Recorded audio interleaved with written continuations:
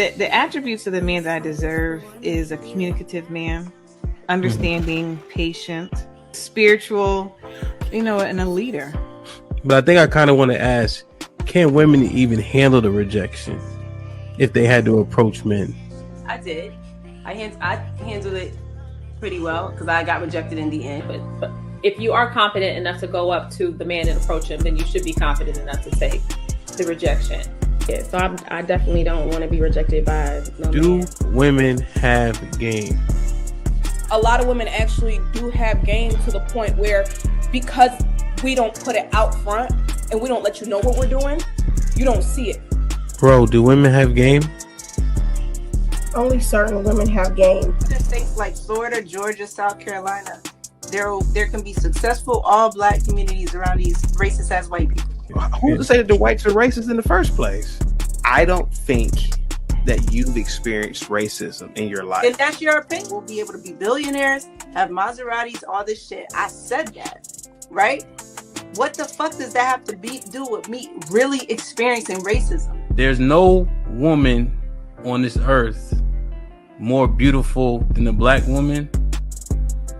Like, we come in different complexions, even our hair texture. I mean, like the bone structure, like that's just so like dope. Like, black people are just so dope, and we're like multifaceted. All the talents that we have, like nobody's better. First, Tyler Perry can go eat a bag of them. Women, don't miss your blessing because he makes less than you. You wouldn't date no man that could only pay the light bill? Everything else is perfect. He can only pay the light bill. You wouldn't date no man like that? All the ladies? Love, Dana, Q, none of y'all? No. And they should. How difficult is it dating modern women? I'm not going to say it's difficult.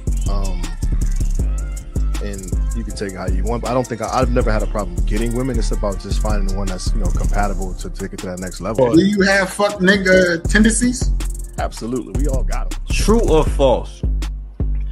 Your value is objective based on standards set by society. Intrinsic value only matters to you. All right, so break that down. I'm a little slow. Wow. But if you know you dumb, then aren't you acknowledging that value isn't subjective?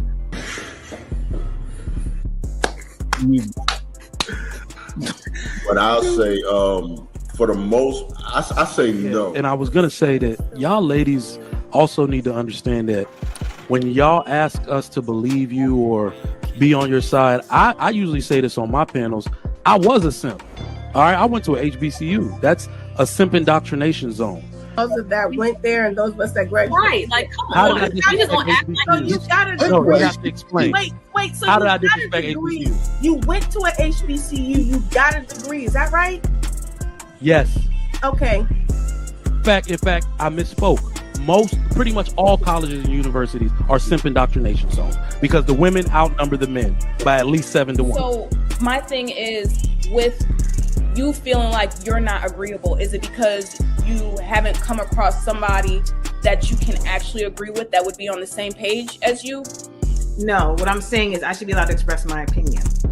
So if he wanted to invest in something, which is like, say, a gamble, and it's your mortgage, would you agree with that?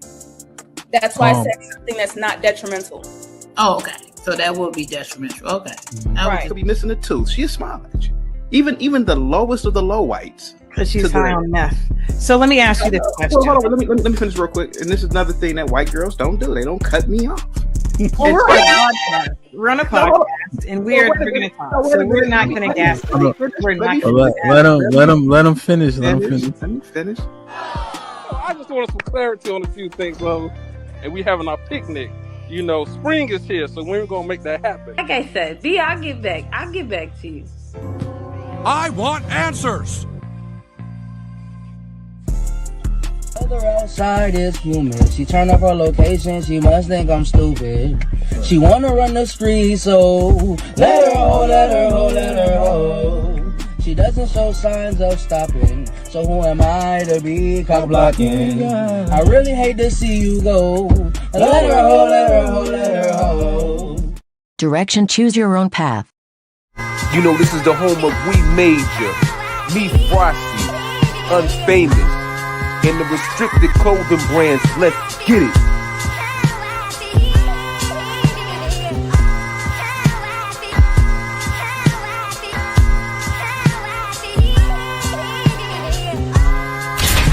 The message is always in the cloth, the colors, the designs, the fit. Basic. Pay attention. Stay alert. And remember, choose your own path. Direction, choose your own path. Don't just wear anything. Wear garments that mean something. We got hats. We got sweatshirts. We got jackets.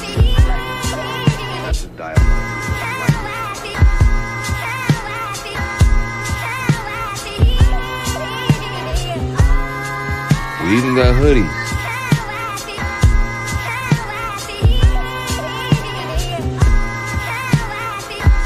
Let's not forget our classic tees. Direction, choose your own path.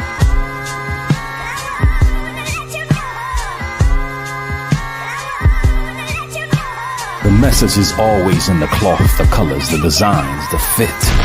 Basic. Pay attention. Stay alert. And remember, choose your own path.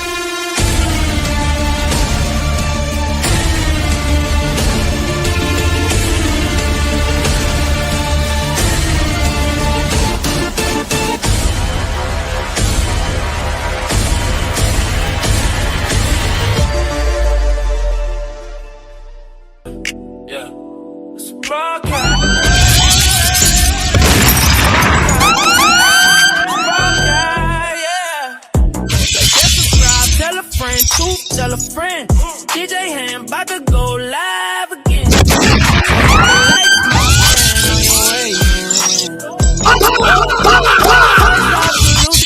To all new cousins, welcome back. Heard you searching for the real, well, this is where it's at. The latest topics and panels and brother, don't get sent to the bathroom. We got all the stats, to back the facts in the morning or the afternoon. Tuesday, women's POV, 2 Fridays, there's a jamming tune. It's a community of real, and we better than the world news.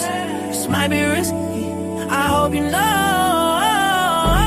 This might be risky, let's go, let's go. This might be risky, no, I love you, real, I love it. This might be risky. Salute to DJ Hamp, it's time to start the show. Salute to DJ Hamp, it's time to start the show.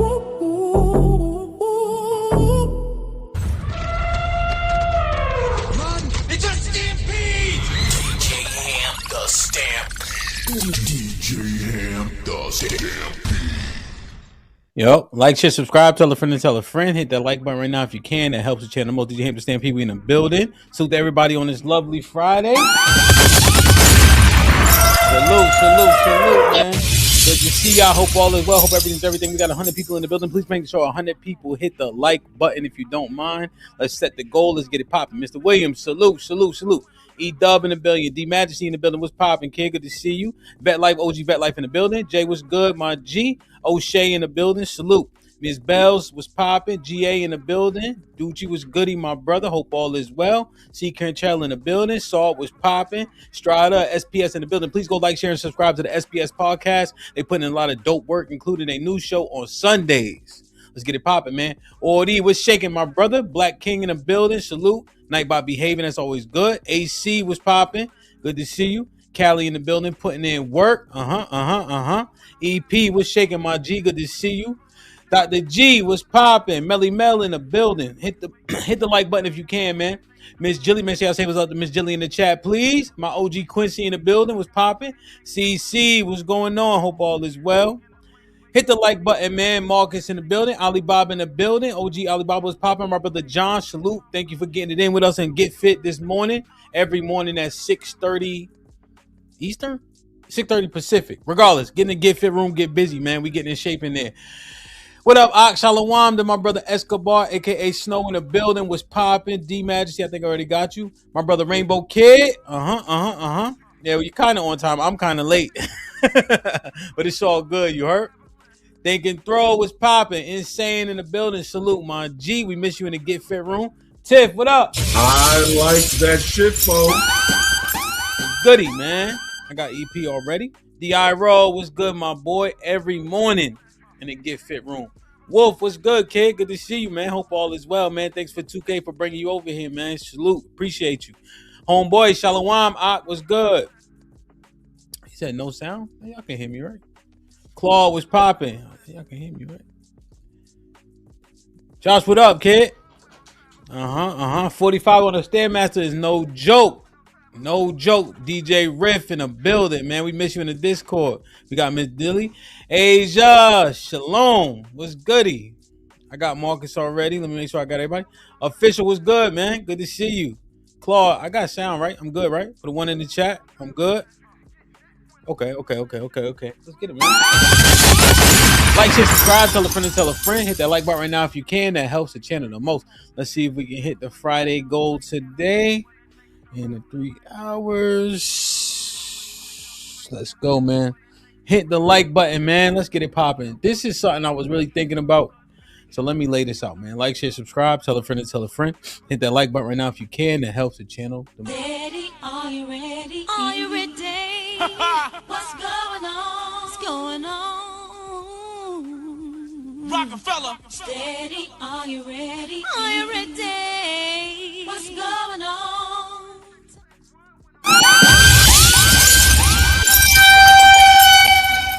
Yo, man, it's so interesting what's going on in the earth and the things you see and the things people are willing to do for whatever. Particularly fame, clout, money. You know? People are willing to tear down and disparage each other for all three. Dopamine is a hell of a drug, you know?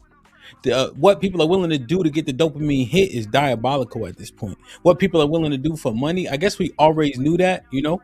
But now it's so easy to see because you got so many platforms to see it in so many ways in which people can manifest their want and need for fame, clout, and money, you know? And the things that we think are valuable and cool get us in trouble often. You know, things that feel good to you, the old mantra is oftentimes aren't good for you. There's one verse says 1 Corinthians 10:23, if I'm not mistaken. It's like, it may not be a sin, but it doesn't make it expedient, right?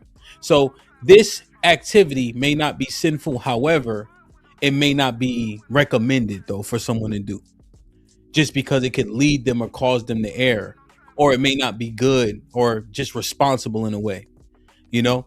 And so I looked at a few different things, a few different examples of what I'm trying to articulate. Hopefully y'all see the same thing I'm seeing.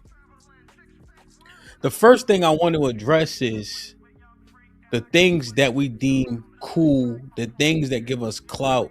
As an example, we talk about prison, right? You go to prison, it gives you a level of cachet. What's the recourse and repercussion though? Just as an example, I got a clip here that we discussed ad nauseum, but I'm not saying that in a negative way. I'm saying we discussed it in so many different angles that I said it's only right that I use this example to try to convey this thought. But at what cost?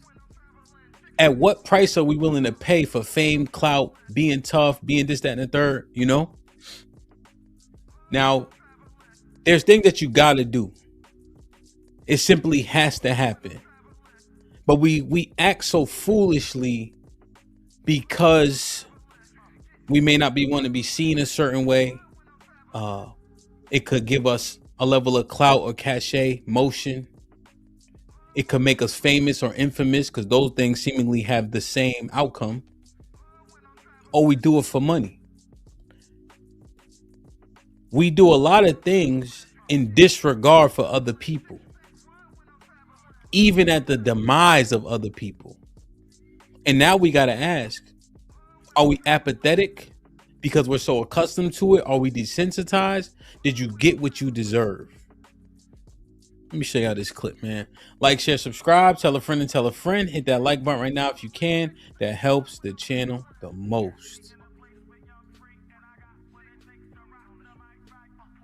There was a lot of gunfire at this scene. More than 50 shots were fired based on the number of evidence markers that we're seeing here on the ground. And we are told that there was a baby in the backseat of the victim's vehicle who fortunately was not hurt. The shooting happening around 1:30 this afternoon near 79th and May Street in the Auburn Gresham neighborhood. Police say a 26-year-old woman and a 27-year-old man were inside a white Chevy sedan when they were hit by gunfire. They then crashed their vehicle into a GMC van. Police say the female victim was shot multiple times and taken in critical condition to Little Company of Mary Hospital. And the male victim, police say, was shot in the buttocks and arm and is in good condition at Christ Hospital. The driver of that van they crashed into refused medical attention. Now, a short time ago, I spoke to the godfather of the woman who was shot, who confirms his goddaughter's infant girl, who was less than a year old, was in the back of the sedan. And there's a baby in the car. These animals have no value on life. This is nothing to them. They need to clean this city up. They need to. This gangs and the shooting and the killing is just unbelievable. The fire department confirms that that baby was not hurt. Police say it's unclear what led to the gunfire, and they say no one is in custody at this time. Live in Auburn, Gresham, Eric Hong, ABC 7 Eyewitness News. When I first started, I didn't know. Robin, Judy, you know what's interesting about this gentleman's comments here, right? Let me see if I can find him because I want his picture. Him.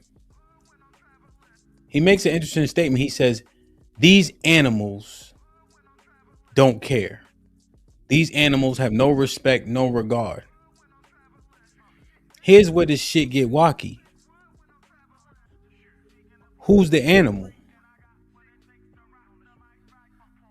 Who are the animals he referring to? Is it the boys who did the shooting? And I'll show you the video here shortly. Or is it the boy in the car they was shooting at? You know, I use this example often, playing football, right? You know, somebody will push you, you push them back. The ref give you the flag because they saw you do it. But you're reacting to somebody doing something to you wrong initially. So is the victim always the victim? Is the victim in this scenario considered an animal also? Who is he referring to when he's making this statement? Let me show you guys this. Salute to James, salute to Diiro, who sent me this in particular. So now, let me know if there's an update. Did she die? Because they said she was dead, but the news clip said that she went to the hospital in critical condition. This is the girl who's in the car that got shot. Now, let me post her dead-ass brother in a casket on my page. Okay, she died. Thank you, Clout. So the woman died, right? Now let me post her dead-ass brother in a casket on my page. This the woman that was in the car that lost her life.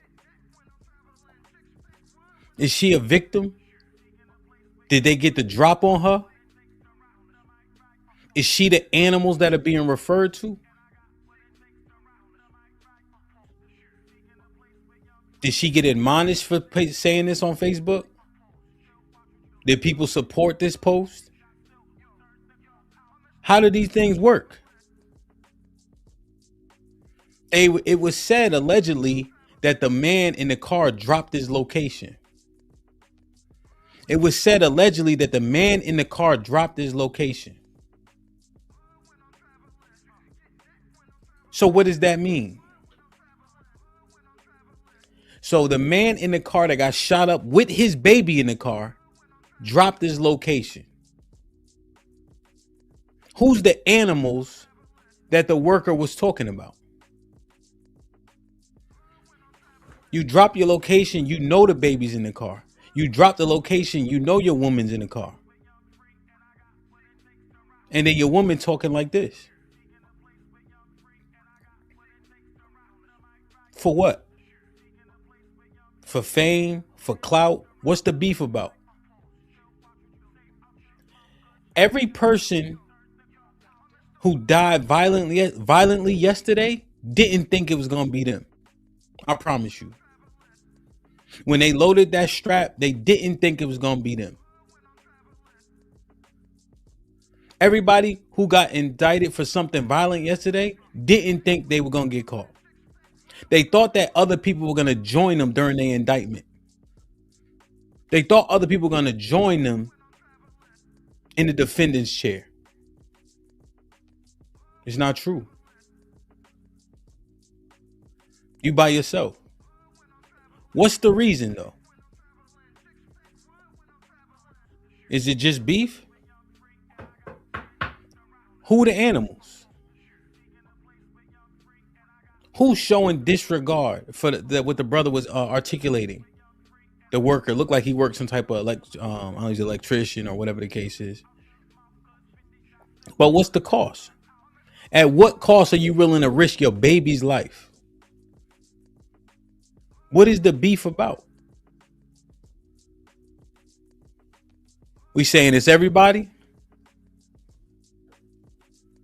We saying it's a jungle outside? Was this brother correct? Look at him. I want y'all to hear him again. He ain't just talking. He feeling this shit. Year-old was in the back of the sedan. And there's a baby in the car. These animals have no value on life. This is nothing to them. They need to clean this city up. They need to. This gangs and the shooting and the killing is just unbelievable. He dead ass serious. Let me ask you a question. How apathetic are you to what we witnessing? How desensitized are you? How apathetic are you? How much do you not care? How much do you think they got what they deserve? Are you saying in your head, thank God that the baby didn't get shot? Everybody else could go. These are the animals that are being referred to. The woman, based on that Facebook message, the boy in the car dropping his location, or the shooters. What is your thought process right here, right now? This Chicago, we hear about it all the time, right? The drilling and all that, the whole 9 yards, right?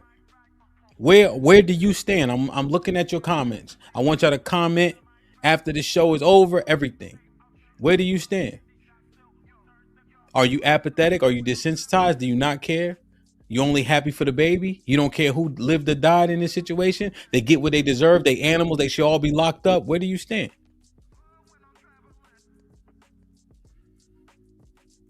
What y'all think? Let me know. Put it in the comments. I'm going to show y'all this last video. Hit the like button. Hit the like button. Hit the like button, man.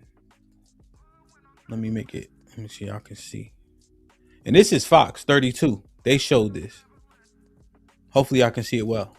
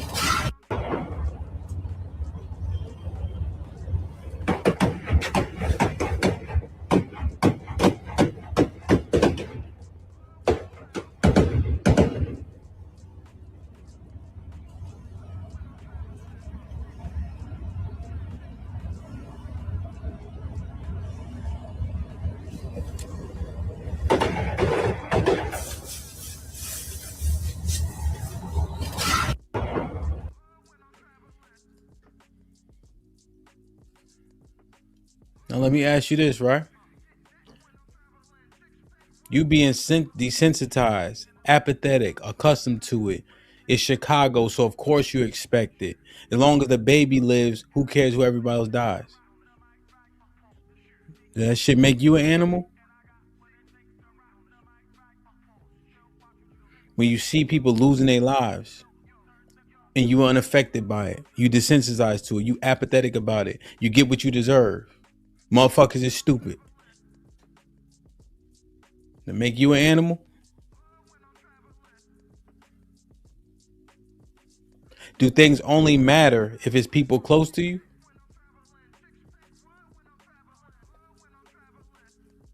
Do you think that this indeed needs to change? Or are you just calling it for what it is? I'm just thinking, at what cost? Because think about this. When you go in these areas, you're saying no, right? Most people say no, I'm just making an observation. But when you go in these areas, what's your modus operandi? Are you not strapped? Are you overly vigilant? Are you on some type of time to where, yo, if it's lit, I'm lit? Are you ready to kill and die when you get into these areas? Does your disposition change? How you start acting? When I go into an area that's intense, I'm going to change my energy. I'm turning it up. And not saying like on some rowdy shit, but yo, if it's on, it's on. And then if I don't care who lives or dies, as long as the people next to me make it, does being so used to this type of behavior make you an animal too?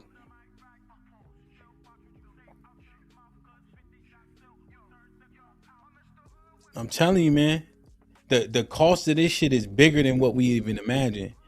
And we hope that it's degrees of separation. But the one reason why we can't discard the lowest of us is because we all related. I asked the question, I'll ask it rhetorically again. You go to a cookout right now, do you have any relatives that been locked up, been to prison, are locked up, the whole 9 yards? This shit seemed far away because it's Chicago, but I got a lot of friends that are from Chicago. And when my OG Sean saw this hurt his feelings because this is where he from. But what does this turn us into when we see people dying and we don't care as long as we know that we don't know them people? They ain't close to us. I don't know, man. It's just something interesting, you know?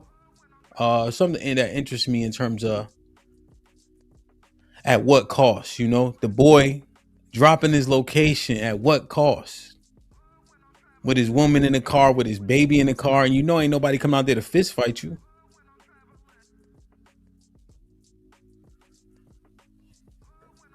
At what cost, man?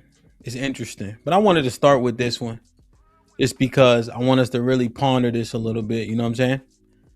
But hit the like button, man. Salute. Let's see if we can meet the goal, man. Like, share, subscribe, tell a friend to tell a friend. Hit that like button right now if you can. That helps the channel the most.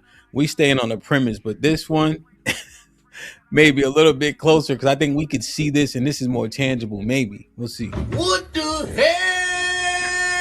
Oh my God, no way. Talking by. Oh, goddamn, there ain't a roach. Sleeping on the next motherfucking couch, bitch. Bitch, you ain't on no couch. I'm in the bed. I'm in the bed. Okay, my bad. I got a little over. I've been on the couch. Fuck. You don't even do shit for our autistic brother. I know he ain't do shit to you. We got an autistic brother. You don't even do shit for him. This bitch literally laid on the motherfucking mattress with me and pissed in the bed and lied like it was me. We had rats. We had pregnant rats. The rats were fucking pregnant. And we used to feed the goddamn rats. We used to feed the rats. My mama lived in the house she bought. Gloria did not buy that house. She bought my sorry ass daddy a house. Full of roaches. How you ever beg for some shit, sis? I asked her, I ain't But begging. she ain't never begged no motherfucker for nothing. No. So you don't need no hand No. for nothing, right? No. But y'all can if y'all want to. That's my motherfucking sister.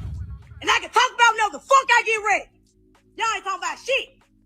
Me and this bitch laid on the floor together. Struggle together. Didn't eat together. Worried about me talking about it. I'm gonna talk about whatever the fuck I get ready. And they ain't gonna get touched.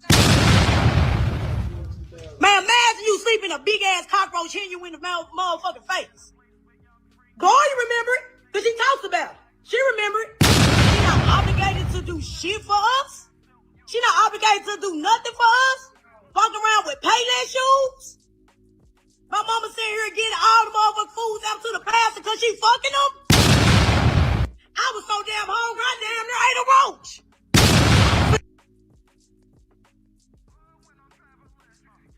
Couple questions. Is she overly entitled, begging for something that she did not earn? Is it that simple that if we related, I gotta take you with me? Her airing her mom out is diabolical. How does this manifest though? What's the expectation? Does Glow owe them anything? Is she willing to disparage her sister, but at what cost? For clout, fame, she gonna get her 15 minutes. And she funny, like for all intents and purposes. But it's just crazy. You saw a similar thing with Clarissa Shields, where she was saying like them people just literally just take everything from her. Don't give nothing back. Ain't nobody thankful for nothing. Is it that simple? Does Glorilla owe somebody? She owe her mom? Does she owe her father? She bought somebody a house, or who did or did not buy a house? This your sister. Now let me ask you guys a question. Did you guys grow up in a household where you never fight outside? Like you never ever fight your brothers and sisters outside. You wait till you get back if you have a problem. And if your brother got a problem outside, then you got a problem outside. And then when you get back to the house or in the car, then you could tell them about themselves. But never ever would you turn on your brother outside in front of company. Does she think this makes Glow galvanized to do something for him? Or does it have the opposite effect? But is this her opportunity for fame and clout? To gain some motion? At what cost though? You lose access to your sister? You won't get as much motion as her, I can promise you that. But is it worth it? What cost are you willing to pay for motion, for dopamine hits, for subscribers or Instagram followers? At what cost? How far are we willing to go? What are we willing to give up? Her mom fucking a pastor? But at what cost? Do we give everything to the world, even if you lose access to your sister? And I think she got a bunch of siblings, but what we can at least identify sounds like they look very similar, and it looks like this is a sibling that she grew up with and lived with. I don't know if they all have the same parents. My assumption is that they don't. Now, people can say a thing and still do the opposite, right? Glorilla is being interviewed. She can say, I don't owe nobody shit that I just grew up with. They so entitled. I don't have to give them anything. And that's true, right? Essentially, that's a true statement. But it doesn't mean that she won't. And now here's where people start fabricating information. So now I guess she have an issue with her father. She said, but she gave my bitch ass daddy a house. Is she telling the truth? Okay, they all have the same parents. Okay. But it's just interesting to me, man. Like, what do y'all think about what her sister's saying? She going too far? She shouldn't have aired this stuff. She shouldn't be talking about her sister who has the cachet, who seemingly worked hard to get to where she is.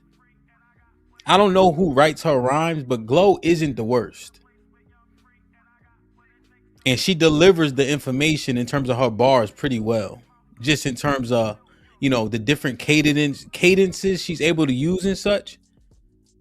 I acknowledge that, you know. Like Styles P, one of my favorite rappers, but he got one cadence. Styles got one cadence regardless of the song, honestly.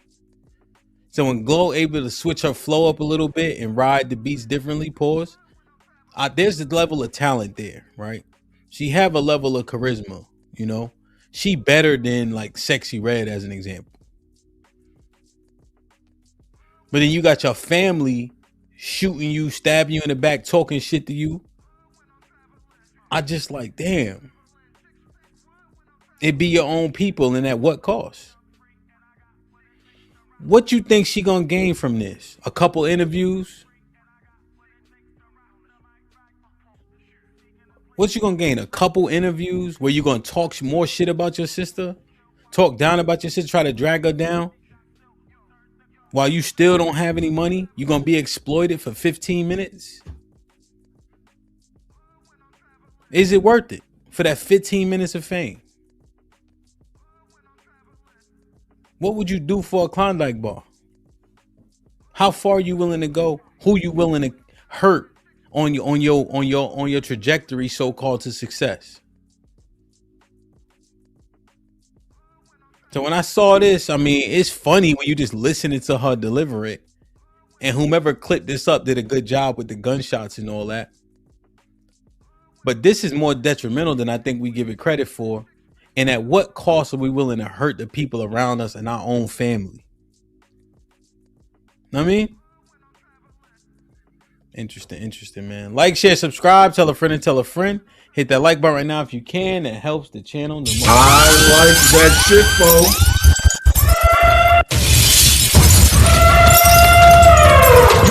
It's just a damn beat! DJ Hamp the Stamp. DJ Hamp the Stamp. Walk with me.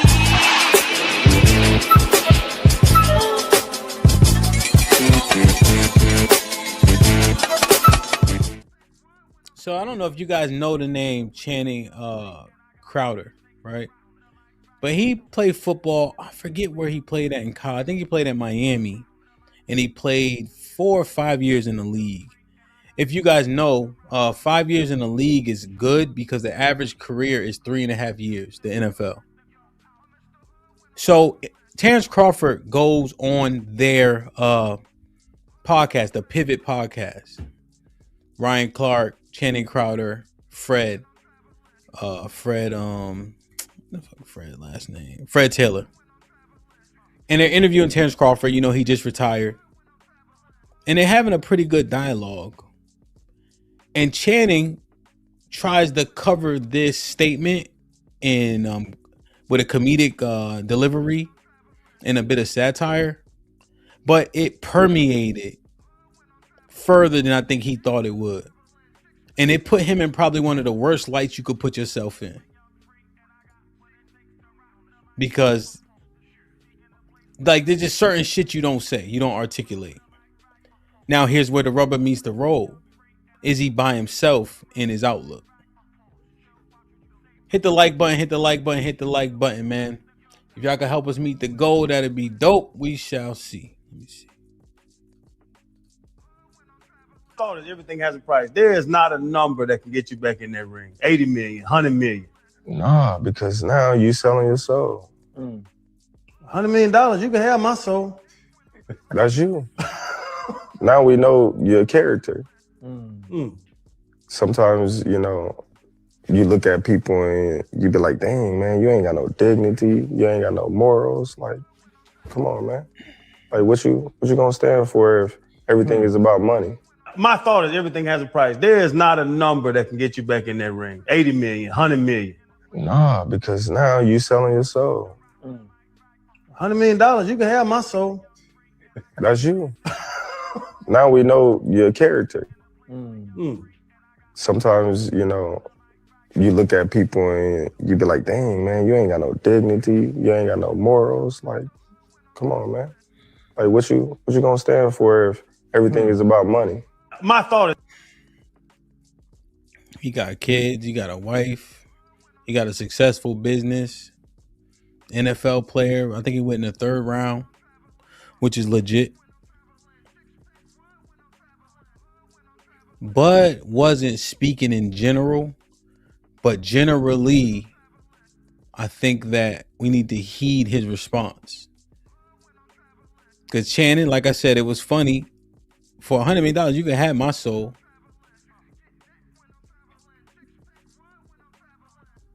I just,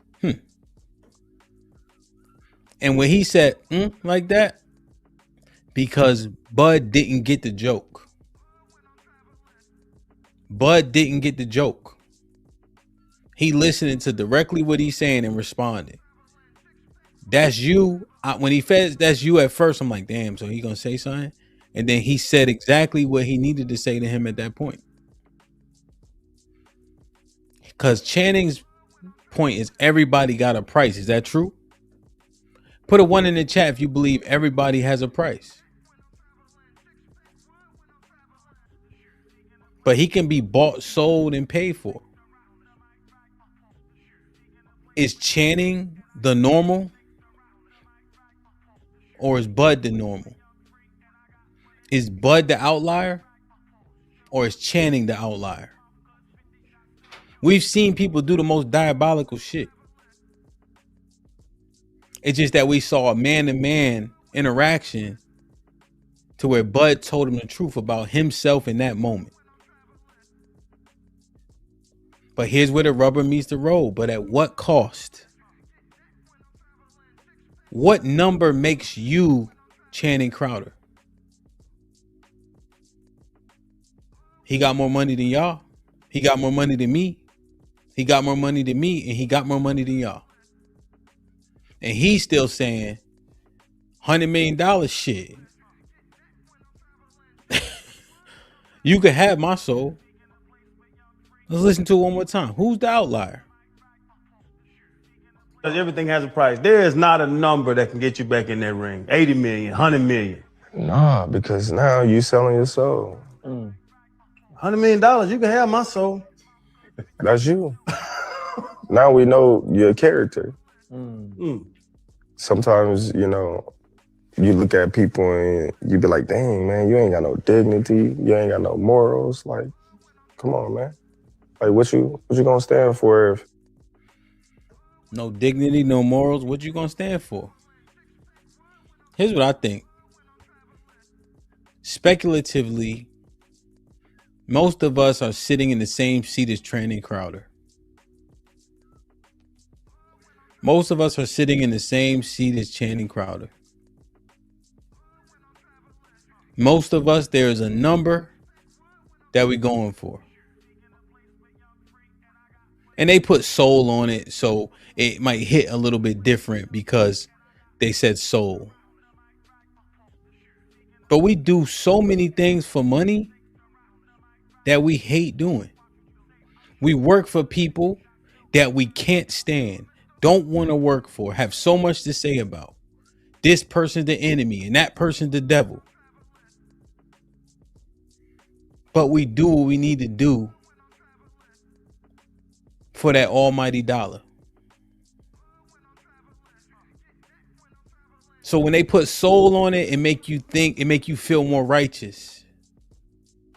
But niggas can't stop eating pork. You shitting me? We not disciplined enough to not eat sweets and everything with preservatives. And, you know, we talk about organic food and all this other shit. We don't take care of ourselves. But now there's a bag of money and most of us are going to deny it.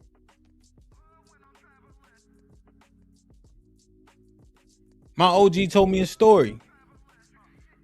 Right? And salute to my brother Jay Miller.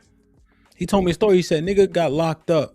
Him and his mans got locked up. He said, listen, man, I ain't fighting all these niggas. I ain't doing it. Nigga, I'm about to be somebody's girlfriend.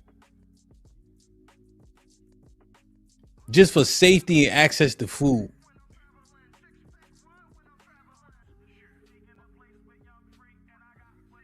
I'm just asking, man. We don't show no discipline in anything else. We can't reject anything. We can't even wait to have sex. Right? Niggas say, niggas 2026, nigga. Who waiting for marriage to have sex? But now you got all this self-control. You got all this self-control now to where they throw a bag of money on the table. And they say, hey, come do a thing that you were the best at in the world. Come do the thing that you were. Think about this, y'all. Who are you in this scenario? Hey, come do the thing that you were the best at in the world. Terence Crawford. Let's be clear. Before Terence Crawford retired, he was the best boxer in the world. Okay. We have $200 million for you to come do the best thing that you, the thing that you were the best at in the whole wide world. I retired. I still have 3 or 4 years left, but I retired because I didn't want to be punch drunk. Right. That's his thing. Seeing men moving slower and all that. Right. Just from being hit so often. And y'all are telling me that you're going to say, no, I'm not going to go do the best thing that I was at in the whole world for $200 million. But we do shit we hate every day for $25 an hour.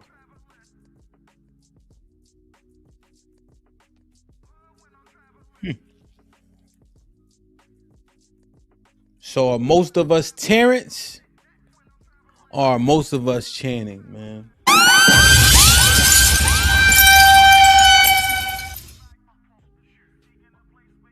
Like, share, subscribe, tell a friend and tell a friend.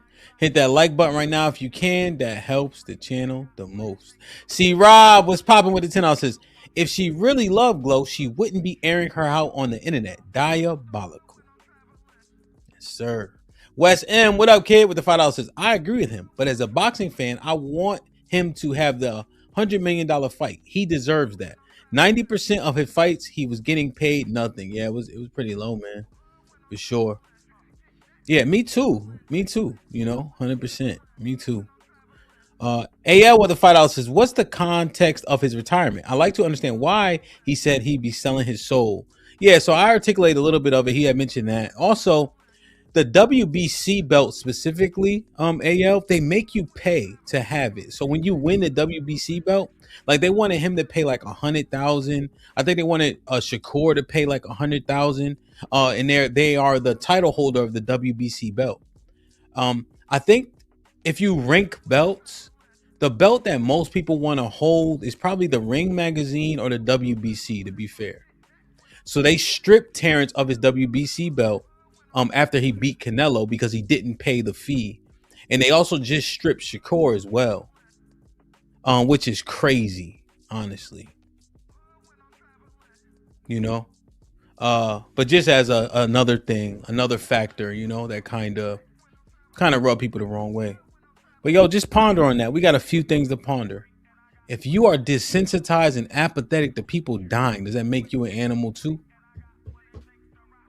If you're willing to disparage your family for clout, does that make you the lowest of the low? And does everybody have a price? Would you go out and do the thing that you were good at for $100 million, even after you told everybody you wouldn't?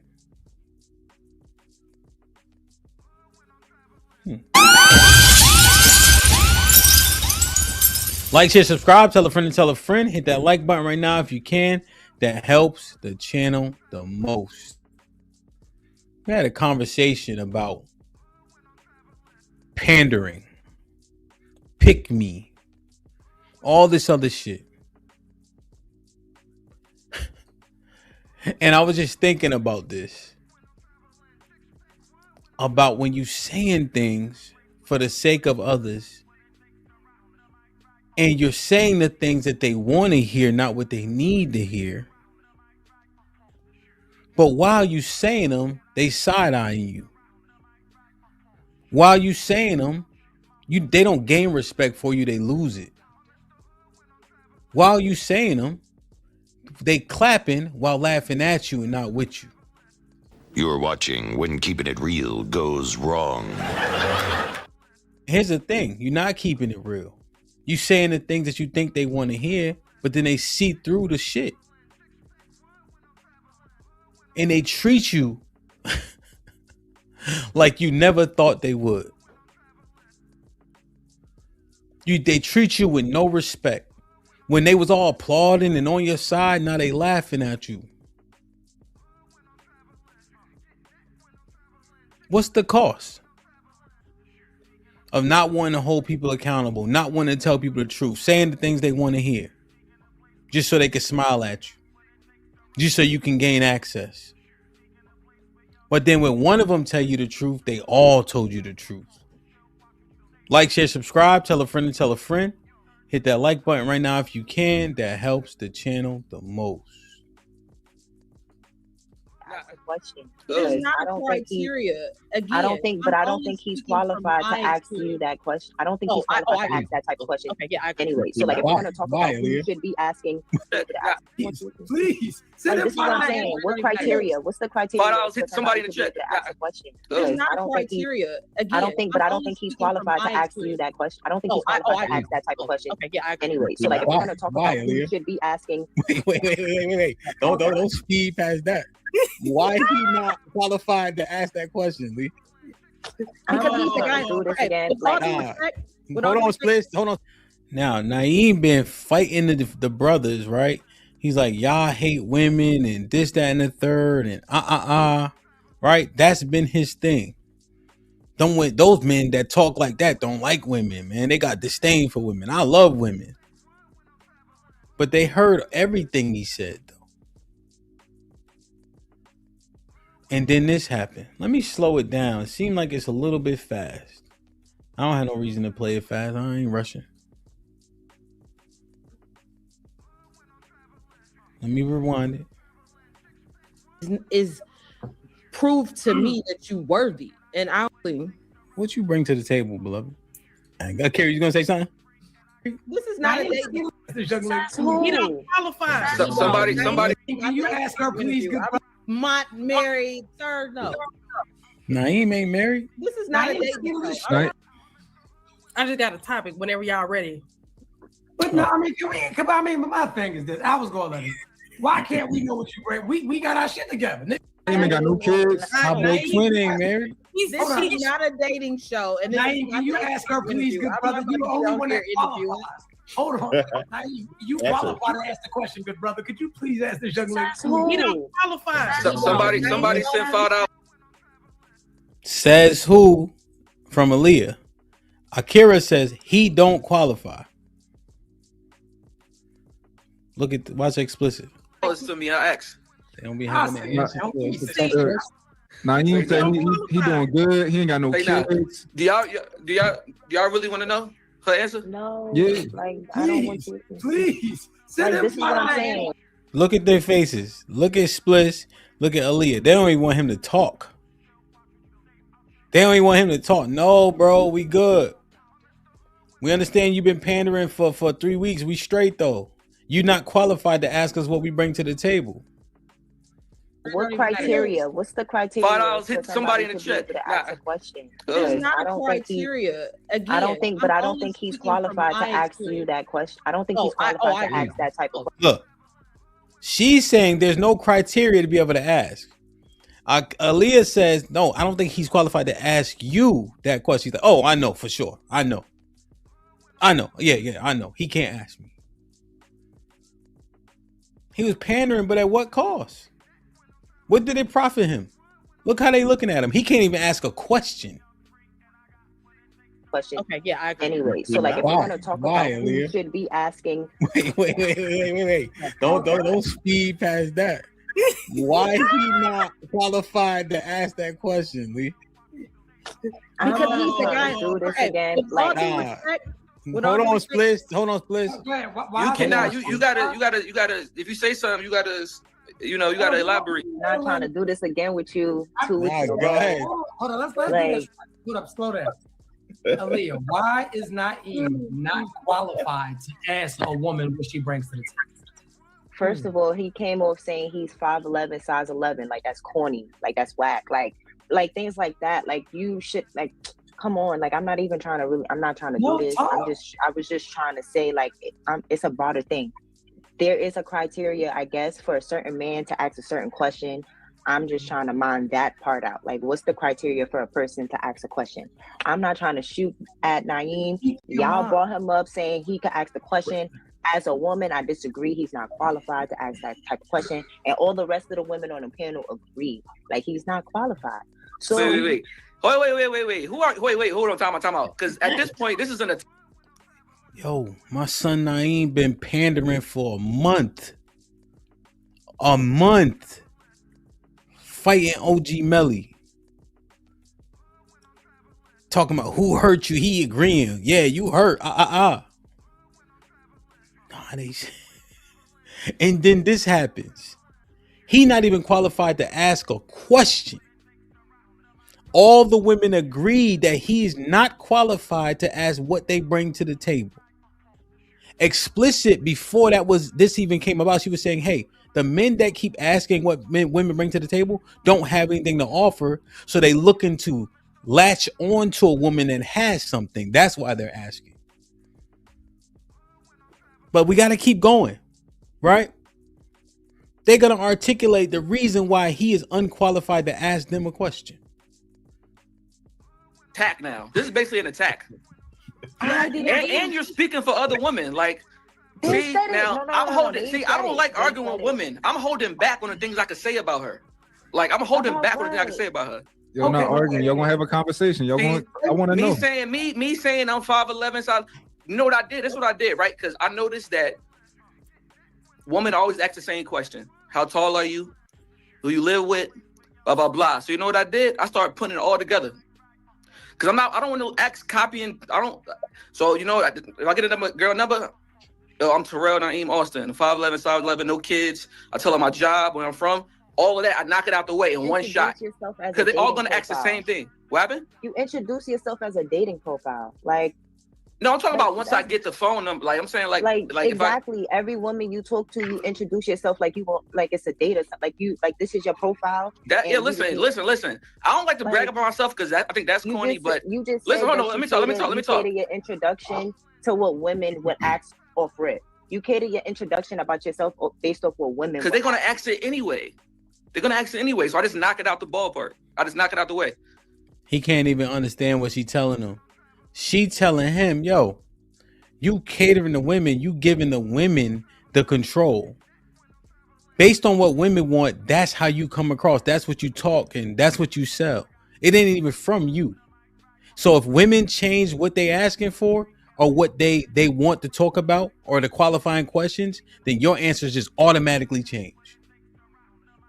You have zero control over the narrative because the women get to make the narrative and then you try to acquiesce to the narrative itself or cater to the narrative itself. All that pandering did nothing for son. Was it worth it? Yo, they don't admire weakness. You know, there's a thing that I forget who said it. I really do. Maybe it's fantastic. Depending on who agreeing with you, you may have to assess your talking points.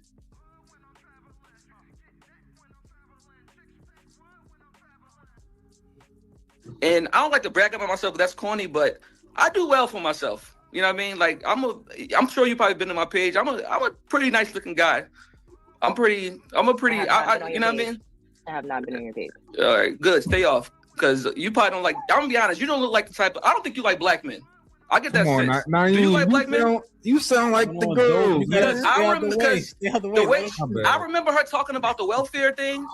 She reminds me of like one of the black girls that probably watch anime and she saw Menace to Society and think all black guys are like. She probably saw New Jack City for the first time last Brooklyn, year. New York.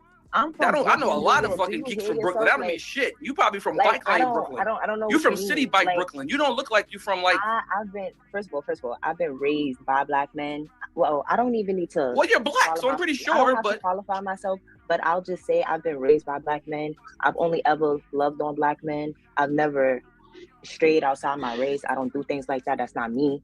But you see how you. Anyways, I don't know what I've said. I don't know. A man from Brooklyn once said, "We don't believe you."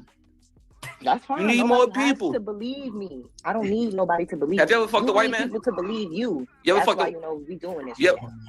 Everything I'm really who I say I am though. Like there's not. I tell no lies. Who said I don't. you wasn't? You trying to prove yourself to who?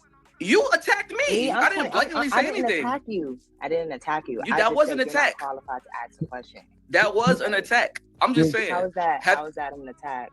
Could I interject real quick? Have you ever fucked a white man? Be honest. Nope. I don't believe you, but go ahead. Real quick. So, is it true that all the women on the panel are saying that Naeem's not qualified to ask the question? Because I don't want to single out Aaliyah if they all are feeling that Go way. around. Yes or no, real quick. Ladies. Splish? No, he's not. Akira. No. Tamia. I don't know him enough to say that he's not. Yes or no, real qualified. quick, based on what you know. That's all. I don't know. I honestly don't. Okay. So that's a no, right? That's a no. Right. She thinking through it, right? And Tamia, be honest, from what I can gather, that's a no. Right? Because the easily identifiable is yes. Right? Like you already know. Go ahead, answer the question. When they know, they know. They already say, yo, when he walk up, all he got to do is not say nothing crazy, and I'll continue to talk to him.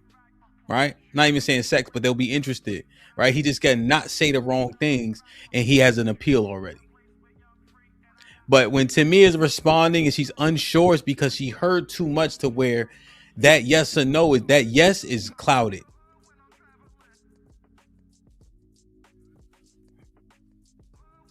Can I ask Aaliyah? Can I ask you yes, this? real dope. Who on here is qualified to answer?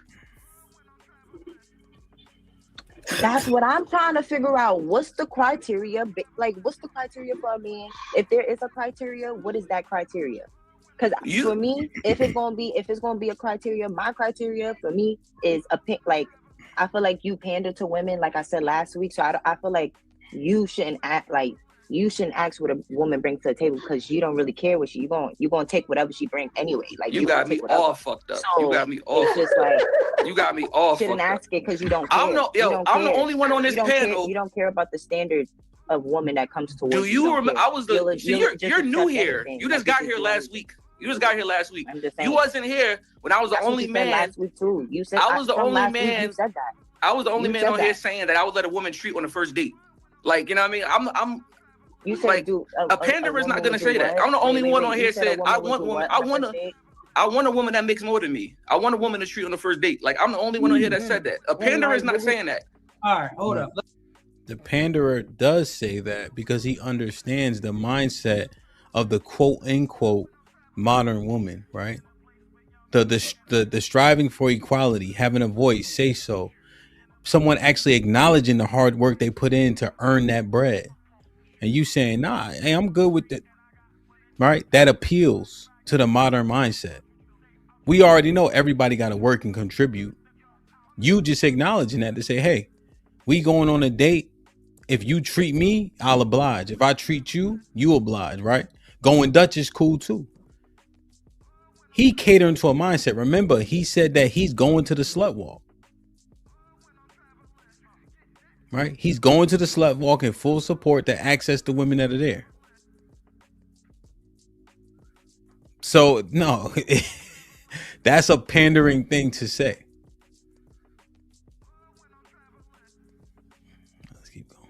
You know what I'm saying? Like a panderer is not saying that. Whatever you fucking want to call it. This is my thing though, Aaliyah, right? Because you said that you easily came to the conclusion that he's not qualified. So then he asked you, out of the 1, 2, 3, 4, 5 men up here, does any, because you know that he doesn't, so you know what doesn't qualify to ask the question. So what would then? Like, is there any man up here that would be qualified, I guess, to your qualification? Well, I don't know any other. I don't know the men up here for real, but I just feel like a man that is about it, like who stands for something, who has like standards and things of that nature, actually cares about the quality of woman that's coming towards him. He can ask that question. He's allowed to ask that question because it's a question that, you know, I don't think it's a problem with the question in itself. Like, if you want to know what somebody can bring, add value to your life, you should be able to ask that question. A man, a woman, like, we should be able to ask these type of questions amongst each other. I just think somebody, well, based off the things that Naeem has said while I've been up here since last week, since I guess me being new is a thing. So from what I've heard him say, he doesn't really have any type of standard for a woman. He doesn't really care. Like he said last week, he'll be at the slut walk. Like, we know he just accept any type of caliber of woman. He doesn't care. So I just don't feel like somebody like him should be asking what you bring to the table, because he doesn't care in the first place. So what you asking for? Okay, so let me just, before we let her open the floor back up. So you called him corny, and so what is your basis for that? Like, what's your grounds for calling him corny? So you see how he introduced himself like a dating profile? I find that to be corny. He could have just, like, everybody, you know, this is not a dating panel, so I don't understand why he was like, the comments might reach out to him to like want to talk. I don't know.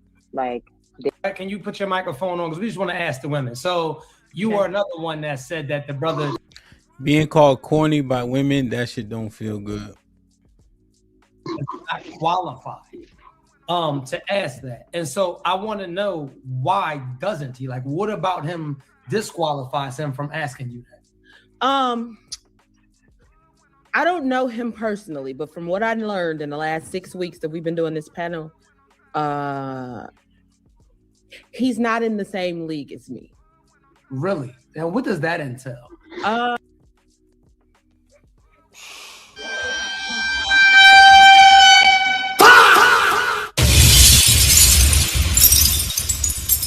The last 6 weeks that we've been doing this panel, he's not in the same league as me. He's not in the same league as me. Well, what does that entail? Like, you said you are a teacher. We all know what like teacher salaries look like. I know you said you a author, but you are exactly the guy who I'm talking about. And no disrespect, I am saying this. But you are exactly the guy who I'm talking about, who asked me this question, and then I'd be like, she think he a teacher, right? Teacher doing the Lord's work, but he's a lowly teacher. All that pandering. All they heard was teacher broke, not in the same league. Shut up. Like, really? Like, yeah. Okay. And listen, let me say this before we get to the next lady. Do not talk on my platform with disclaimers. If you got something to say, let's talk like men and women. It is what, like, the brother does not qualify to ask this question. I think for me, it's just a level of intellect, the conversation. I think that's really the whole foundation of asking a woman a question when you can't even have an intellectual, high value conversation. So I think that a lot of times, you know, people don't look at it in that way, but your first impression is everything. So I think that that's what Explicit is trying to say. Like, her impression of him has been made for the past couple of weeks that she's been on this podcast with him, because it's been a lot of lack of intellect. You feel what I'm saying? So I guess for me, it's the lack of intellectual conversations and the fact that it's just not, it doesn't align. When it's unequally yoked, even the conversation, we can't even talk about what I bring to the table because we're not even on the same level. He's dumb now. He's dumb. Is he dumb? I don't think he's dumb. But Akira's saying he's too dumb to ask me what I bring to the table.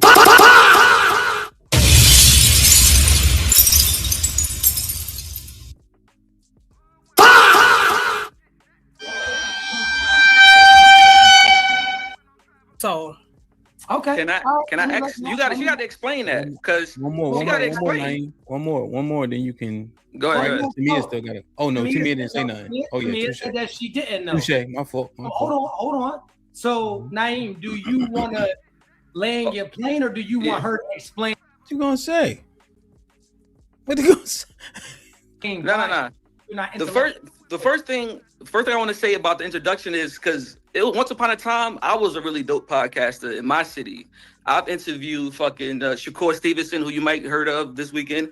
I've interviewed New Jersey governor, the North mayor, fucking I forget the names. Dr. Umar Johnson, a lot of people. So that was like my introduction. I used to start off like you have to have a personality. You know what I'm saying? So it all kind of meshes. So that was like one of the introductions I would say before I started off the show. But like I said, I forget about things I've done in life. I've done a lot of dope things in life. I forget about the shit. I forgot. So that's where that come from. And secondly, as far as intellectual level, I think I probably bring the most unique perspective on here. Like I think because you're not used to the things I'm saying is that it's not intellectual. I think you calling somebody a boss is unintellectual. Like what's wrong? Like what? Tell me something I said that you can say that didn't sound like. You are like, I'm not, everything I'm up here saying makes sense. Just because you don't agree with it doesn't mean like, you know what I mean? Like, tell me something. You gotta say something specifically that I said that sounded like somebody with a low IQ. You gotta say something. Tell me something.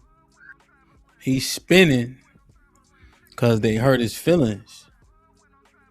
Keep it tall. He was called dumb, broke, corny. Dumb, broke, corny.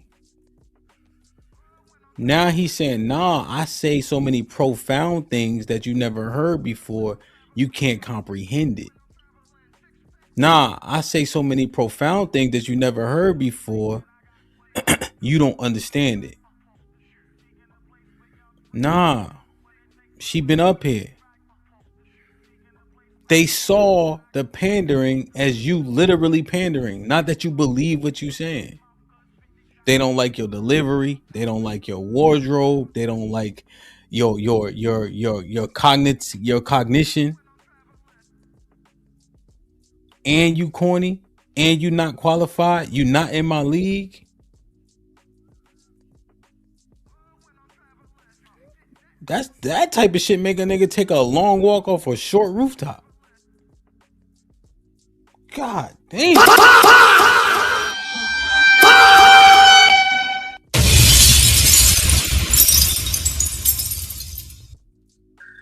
You gotta tell me something. Go ahead. So name something specifically I said, and go ahead. I won't interrupt anymore. Go ahead. What you're talking about now, we never asked you for your resume. We never asked you once for your resume.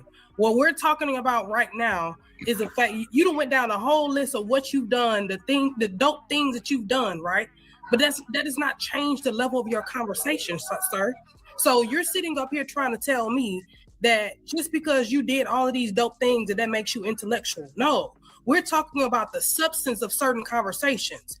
If you don't even have certain substance, a substance in the conversation that we're having, then you're not even on the same intellectual level is what I'm saying.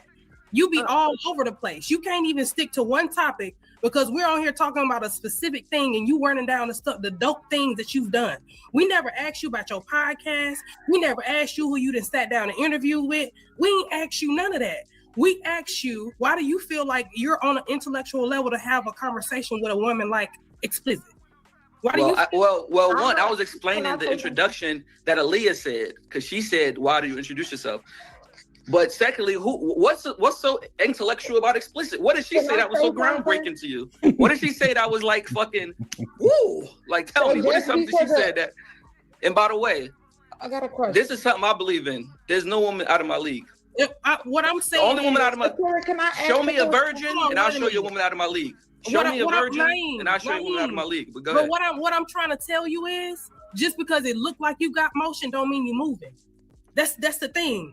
Just because it looked like you got motion, I don't got don't mean- emotion. I'm not here to brag. I don't got listen. I'm not.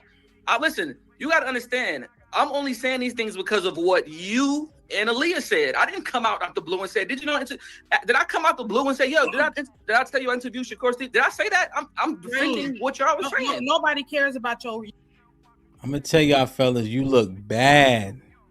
Excuse me. We look bad over explaining ourselves. It wasn't worth it. Now he doing all this. Over explaining himself. That pandering cost that nigga goddamn everything. He broke, dumb, and corny. Now he over explaining himself. That shit hit him where it hurt, you heard? And maybe rightfully so. You got all three. That's the real Trinity. Fuck the bullshit they came up with about the Father, Son, and Holy Ghost. That's bullshit. Broke, dumb, and corny is the Trinity. Now he here with it.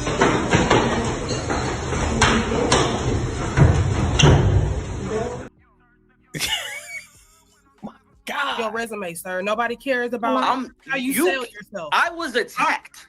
Like, I was literally attacked, and I'm defending myself. Like, what the fuck? You gotta like, how am I wrong? I'm saying that. Naeem, let me ask a question. Good. I want to. The feel attack shit is crazy. Yo, that's when he want somebody to step in. Nah, son. You brought yourself here. Look at Melly Mel over there chilling. Cause he know. Who hurt you, Melly Mel? Man, you hate women. Nah, son. They hate you. They hate you. Shit crazy, bro. I have to ask Akira. So you said that so you feel if a man is not intellectual, he has no value? If he can't articulate himself? If he cannot articulate himself well, because you can run into a man that know how to articulate himself, and even women that know. So here go to me here with there's some people that nobody trying to hear that shit. Like, share, subscribe, tell a friend, man. Hit that like button right now if you can. That helps the channel the most. Let me read these chats. Nas with the $5 says the nigga voice. This nigga voice is cracking because he obviously thrives on women's approval. Character of cutout cardboard. Damn. Dad, what up, baby? Salute to Dad in the building, been member for 9 months. And salute to the chat and keep cooking, Hamp. I got you. Truth. What up, babe boy? With the $5 says, thank you, big homie, for these conversations which give time to actual ponder who are you, what's your character level and integrity. No nonsense, no lies. Yeah, man. We gotta be intrinsic. You know what I mean? That's the only thing we'll be able to galvanize change, you know? People reflecting. And if it ain't you, it ain't you. Cool. You know, just give it an honest assessment. Vet Life was popping. What's good, Hamp? Salute. I love you on that show. You really bring the heat. Salute, my brother. It's fun being a panelist. I'm usually not a panelist, so it's kind of fun. Even though I'd be jumping in at times to, moderate and like play clips and shit. Salute the truth. But I see you caught a real live simp sighting in the wild. That dude is epitome of a simp. Hey, yeah, with the $5. Oh, I read this one. Hit the like button, man. CC. He said with the $5 for the gold string. Salute. Perfect. I don't know, man. Let's get some commentary, man. Let me just run this down. I gotta hit JR too. I gotta call him too. What up, Mark? Yo, man, this I want to run down, man, just quick, right? And hopefully get some commentary. If not, I think I had a good time today, right? The man got shot. His girl got shot and died.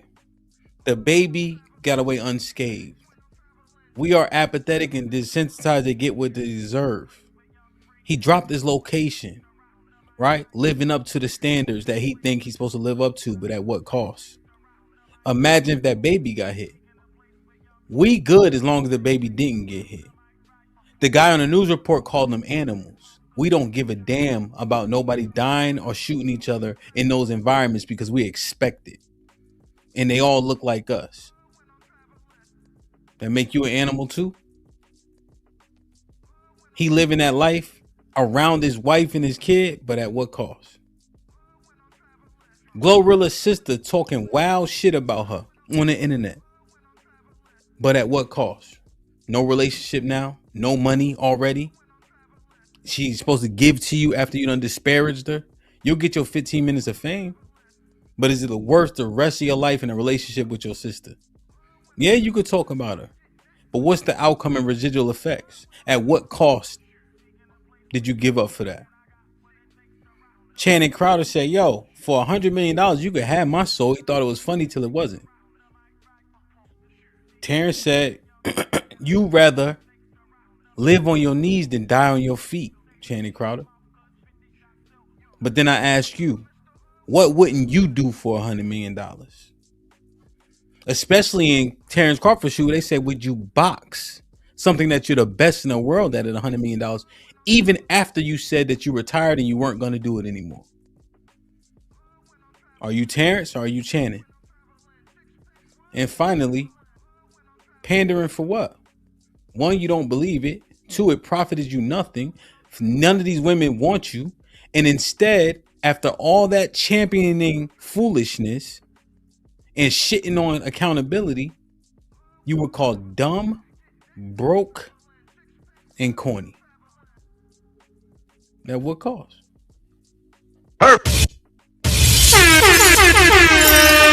Like, share, subscribe, tell a friend, man. Hit that like button right now if you can. That helps the channel the most.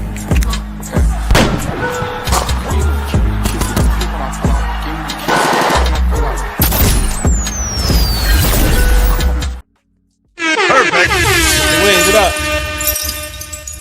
What's good? Salute to you in the chat. Yeah, man. Oh, that's crazy. Damn, we did a whole show about me being a simp, and I ain't even catch it that bad. Damn. That was pretty bad. When I seen that Sunday, man, I was like, damn. It don't make me feel bad when I had to put Simp Williams. Yeah,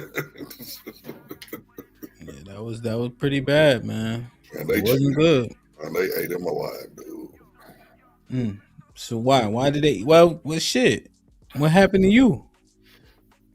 Mine was it didn't bother me because not then. I'm talking about then when I was. I mean, he got himself set in a trap and he just could not talk his way out of it. Nah. What I'm saying is, remember they was calling you Simp Williams, right? Yeah. And then you did one day of giving your honest opinion like you usually did, and what happened? Oh, they turned their back on me for real. I mean, they was heated. And I didn't even speak for nothing. I don't even think I spoke for 2 minutes. And they was pissed. And I'm still not cool with one of them. One of them still. So what happens, man? Like, let's say you are an expert to speak on this topic. Like, you know, he was saying the thing going against the men, and he got his teeth kicked in. Yeah, and you know, it's same thing happened to you though. Yeah, especially when you brought up the deference conversation, which people didn't understand what deference even meant anyway. But you know, to each his own. You can't tell him the truth, Mr. Williams. Who's hurt? They say the who's hurt. They are emotional, remember? Mr. Fantastic, what's shaking? Oh, wrong one. Brother. Yo, what up? The Chicago shit, man. Sad, but happy ending. Of course, the baby wasn't harmed. And no, it don't make you an animal because you recognize the animals and think of the animals as animals, right? The problem with it is people try to sympathize for those that don't deserve sympathy. If you out here and the game is a game and everybody always got an excuse or whatever and defending this street shit, fuck them. You know what come with it. You play that game. It don't make me inhumane because you're actually out here being inhumane. And I accept you for who you say and what you do. So no, it doesn't make me inhumane because you actually are who you claim to be and you participate in those activities. So hey, it is what it is. Again, thank God the baby didn't get hurt. The gorilla situation, again, man, we've seen this a million times. You know, any people make it to the league. I know you know this like firsthand. Have you seen it? You know, motherfuckers, even at this point, hell, D1, right, with the NIL deal and shit. You got cousins you ain't never heard of, you ain't never seen, right? And now people want to live off of your success and think it's theirs and think that they're owed something simply because they have a bloodline attachment to you. Now the last one, look, bro, hey man, bro, first and foremost, Hamp, you ain't shit. All right, they got a warrant out for your arrest, brother. You are an accomplice in this shit, bro. You were an accomplice, brother. You were an accomplice in this, dog. How am I? You were an accomplice, dog, bro. They was already stomping the nigga out, right? You know what I mean? 4 on 1, and then you came through with the motherfucking sledgehammer off the top of the Empire State Building. Okay, to confirm. What did I say? Bro, you asked them. Let's go, and then you did it the way you. Let's go around. Let's get it. You yes or no? No. You yes or no? No. You, bro. Come on, man. The nigga was already crying, damn near, and you just came through and slit his throat. But anyway, yeah, man. Listen, I didn't say the shit you said or whatever. This is what I say though, bro. Your pandering only goes as far as bitches is willing to fuck you, bro. Your pandering only goes as far as the physical desire that women have for you. Just look at them, right? The greatest panderer of all time for black people, Derrick Jackson. Bitches didn't give a fuck about what Derrick Jackson was saying. They know Derrick Jackson was the same nigga he was talking about, but their desire to have sex with that man, they didn't care. So him telling them something he want to hear, knowing that he's not who he really is, and then him saying all the shit they want to hear, that's perfect. But a nigga that they don't find attractive, a nigga that they have no desire to deal with whatsoever, bro, that shit got limitations, bro. So buddy find that shit out the hard way. And the same way I said about them Chicago niggas, the same way I feel about these pandering niggas. You get what you get. If you die, you die. God. All right? Wow. Shit like that. Shit like that. Shit like that. So let me do this. Let me get John, Sherm, Mr. Payne. What's going on, fellas? How y'all feeling? What up? What's good? What's good? What's good? Okay. Oh, what up, Ak? Popping. It's popping. So look. So now Sherm from Chicago, so he may need some context around what you were saying. I don't know if he saw the whole show, but let me get John and then we'll go to Sherm. All right. John, what's goody? I blame you. What? What? How Exactly. that make sense? Exactly what Fantastic said, man. You was like, yo, you knew what Aaliyah was gonna say. You knew what she was going. You was like, why you think that? Yo, this is why, son. He been wilding. Facts. And he can't understand that that's not working for him. It's not going how he think it's going. You know, he think because he attacked OG Melly, right?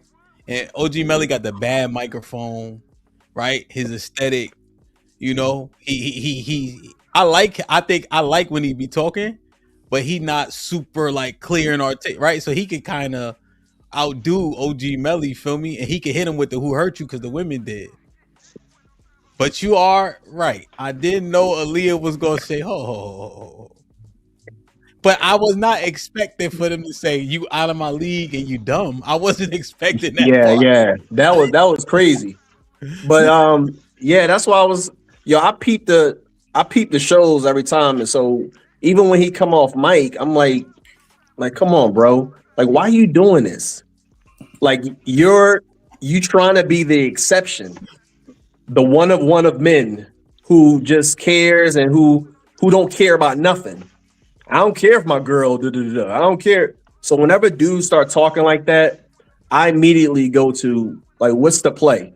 Because she said, he was like, I'll go to the slut walk. That's what he said? Yeah. For what? He said he go to slut walk because he loves sluts. To get a slut. I get it. If we joking, if I'm chilling around y'all, I get it. But I ain't really going. For what? But here's the fly shit.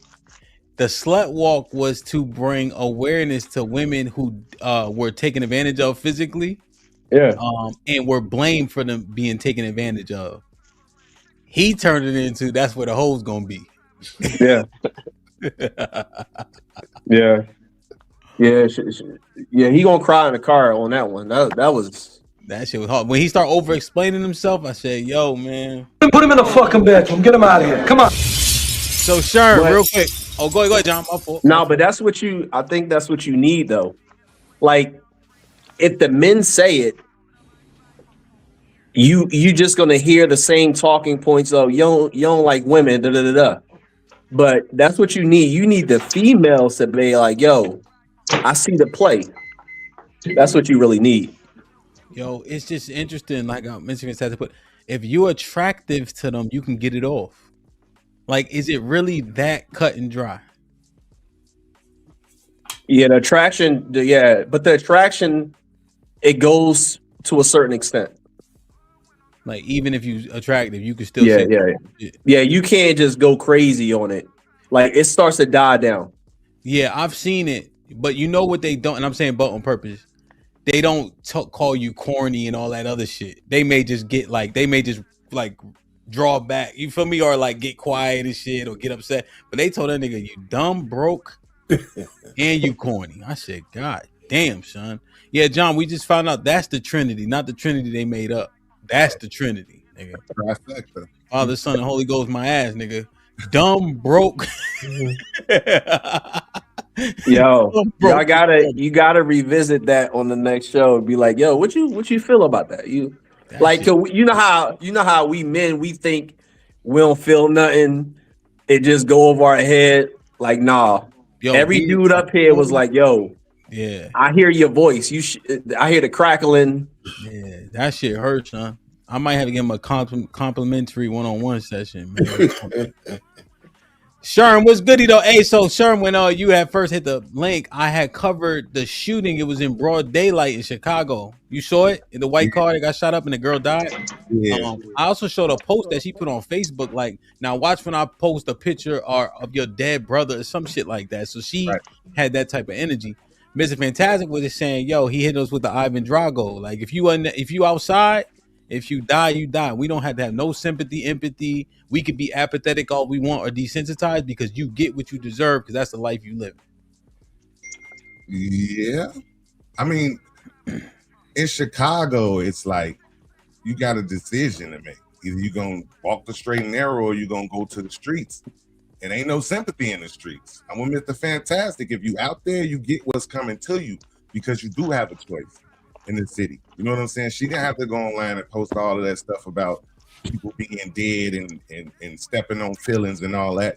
Yeah. She left that to the people who in the streets. And if you in the streets, whatever you got coming to you, you got coming to you because you in the streets. Simple as that. Yeah. Word. Yeah, I just want to make sure you had context because he's just like Chicago. I'm like, I'll make sure. I heard him. I fuck with Fantastic, bro. I fuck with him. You like Mr. Fantastic? Yeah, I fuck with Mr. Fantastic. Yeah, man, I'm a few of y'all up here. Yo. I watch the shows. Yeah, word. He get on my nerves, but I fuck with him. He stand on business. Ain't nothing wrong with standing on business. That's a fact, man. Even with a gun to his head, he ain't go. It is what it is, man. I heard y'all talking about that Naeem last week. That was wild. What you think, man? That was wild. It was like anytime you running, it's like a sheep running with wolves. Like he was running with the wolves, not knowing he was a sheep. He figured because he on their side all the time and he back them all the time that when it's time to come to it that they gonna have his back. But no, you fool, my brother. You are a fool. Women don't like men like that. Women don't like men like that. They like a man that's gonna stand on business and stand up and be a man and not pander to them. That's crazy. Oh, you saying women don't like men like him, like that archetype? Right. Women don't Okay. like being that archetype. Women like real men that stand on business, got principles, got morals, and stand on them. Whether they right or wrong in anybody else's eyes, that's who I am. You think so? Yeah. They usually think that man kind of rigid though. Like he want to be controlling. That's the word I usually hear. Women like to be controlled. Do they? Publicly, they like to rebel against it, but when they get a man that keep them in line and get them on the straight and narrow, teach them and show them what they need to know, they fall in line. Okay. Before I go to Mr. Payne, unless Mr. Payne, you want to comment on what he said, you got your own thing. Nah, I mean, I would like to comment on that. I mean, there's a sliver of truth to what you're saying, but women like pandering. It depends on what kind of panderer you are. Like Derek Jackson, when he went through his thing, his I think his subscribership is more than 1 million since he fell. I mean, it was 3 million. He went down, and now it's 4 million. Women love panderers. Okay, they love them, and they pay for that shit. Women don't like to be controlled unless you could control them. And that's when they're ready to hear what you got to say. But most women out there, they ain't ready to hear shit, or else they wouldn't be that fucked up. You know? Trust me. You know, so I mean, so it's a conversation, because you're not 100% wrong. I'm just saying. Women like panderers. That's why they make so much money. Publicly, I believe they do, but personally, but I don't that's think they the settle public. down That's with make the money in the public. But wait a minute, you're right. But it's only a small sliver of them in secret who are willing to hear the word from a man who can stand on his. That's why they're all single, because they're not willing to hear and receive something from a man that's worthy. They're not. If they were, they wouldn't be all fucked up. You know, so many women wouldn't be all fucked up, man. And especially, I hate to say it, especially in our black community, women want to stay fucked up. They do. Because they know that there's men out there who can give them order to their chaos. They just don't want the order. So you don't think it got nothing to do with the messenger? Oh, it has something to do with the messenger, but I think women are not ready to receive the message, or else more of them would. And that's why it's a whole conversation that we could have. But why are so many women outside when they know that there's some men out there who can give them more than what they have? They know it, but they ain't ready to receive it. What do you say? When the student's ready, the teacher will appeal. A lot of women ain't ready. They're not ready. You know, Mr. Payne, I was fighting this thought, man. You know, I fight vehemently against being called a partner. No, your woman should never call you a partner, right? Me too. I hate that. I did a couple of lives on that one. I hate that. Too. Unless you a partner. Unless you're a partner and you're willing to receive that. My wife. Now, let me ask you: are most niggas actually partners and not husbands? Too many of them acquiesce to that bullshit, because I'm starting to hear men. Most or minority. What you think? Shit. I think right now it's most. That's why the women are so fucked up. When's the last time you heard a man on any of these panels challenge a woman when they use that fucking word partner? Everybody just let that shit slide. And that's a tacit agreement. I get on every goddamn time. Men don't want partners. They want wives. And if you ain't willing to say that, then you're losing. My wife will never call me her partner, because we don't need to be married for her to be my partner. We don't need to be married. Shit, let's just draw up a fucking contract. So you think most men are partner material or husband material? Oh shit. Unfortunately, I think most of the men have fallen down to partnership material because they accept it. Damn. Or else we wouldn't be that fucked up. Okay, Mr. Payne, I ain't say nothing. I just said, damn, my fault. I ain't mean to. I'm just saying. I'm just. I thought you were yelling at me. I'm about to say. No, I'm not yelling at you. But if most men stood on the square and I want a wife, we would say it more. If we don't want them to reduce us to a partner, we would correct them when we hear it. I don't hear a lot of men correcting that shit. What y'all think, man? Mr. Payne out here flaming niggas right now, man. No, he's spot on. Never call me a partner. Never. Yeah, he's spot on. Remember the convo we had about like women know who they could play with? They know they got it. They know they got themselves a sucker. And that's a partner. So if a man's listening to that, your man and you telling him, I know I could play. You're the man I could play with. That's crazy. So most niggas just play with a will pause. What we gonna do post work? Man, there ain't nothing we can do. They're gonna be the same. The winners gonna win and the losers gonna lose. So most of us are. Well, I guess you're not a loser if you're a partner, right? To me, you are. Technically, you might not be, but my opinion, yes. Damn. Yeah, you're a loser. Yeah, in a marriage situation, that would be losing because that means you're either incapable or unwilling to establish dominance and leadership as the man. So that partnership is you starting out, we're equals, right? And that's basically some feminism bullshit to where the man doesn't want to be like, no, I'm the husband, I'm the head. And then, you know what I'm saying, the wife has, of course, is essential and is purposeful, but nah, we're not equal. And that's the part of where I think Mr. Payne is leaning towards all this mindset and these dudes too pussy to be like, nah, you know what I'm saying, this is my show, and you know what I mean, just go from there. I want to add one more thing to it, the subtle part of it. The woman, when she accepts her as a partner, she's telling you right up front that we're only together as long as you hold up your side of the agreement. There's no for better or worse in that shit. She says, well, here's the agreement that I set for your stupid ass.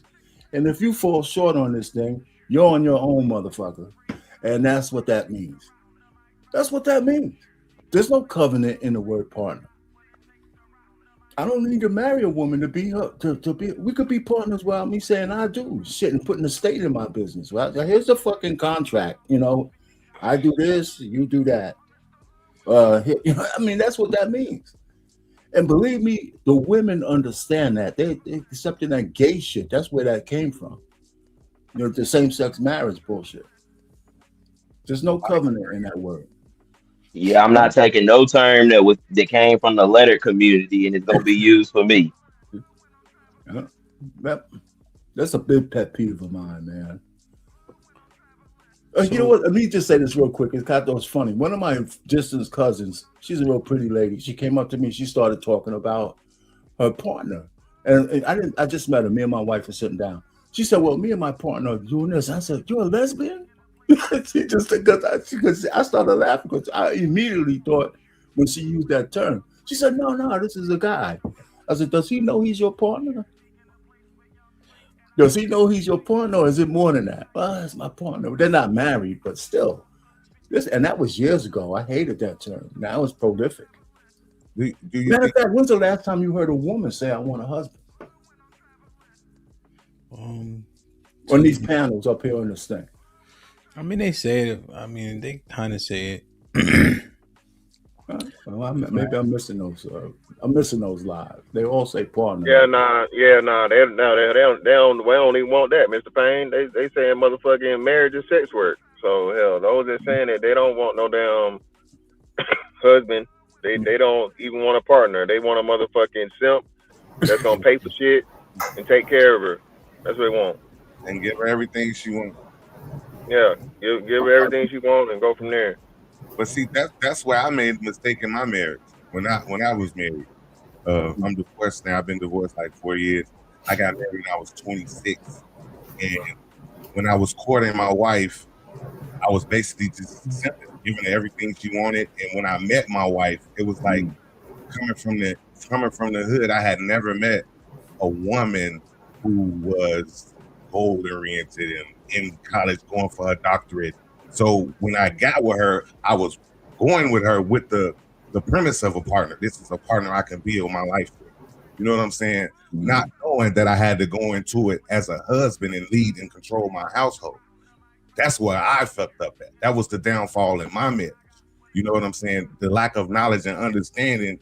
I had a father in my life, but my father wasn't guiding me. Like, for an example, when my marriage was over, he said to me, see, I knew it. I knew it wasn't gonna work. She was giving her everything she wanted.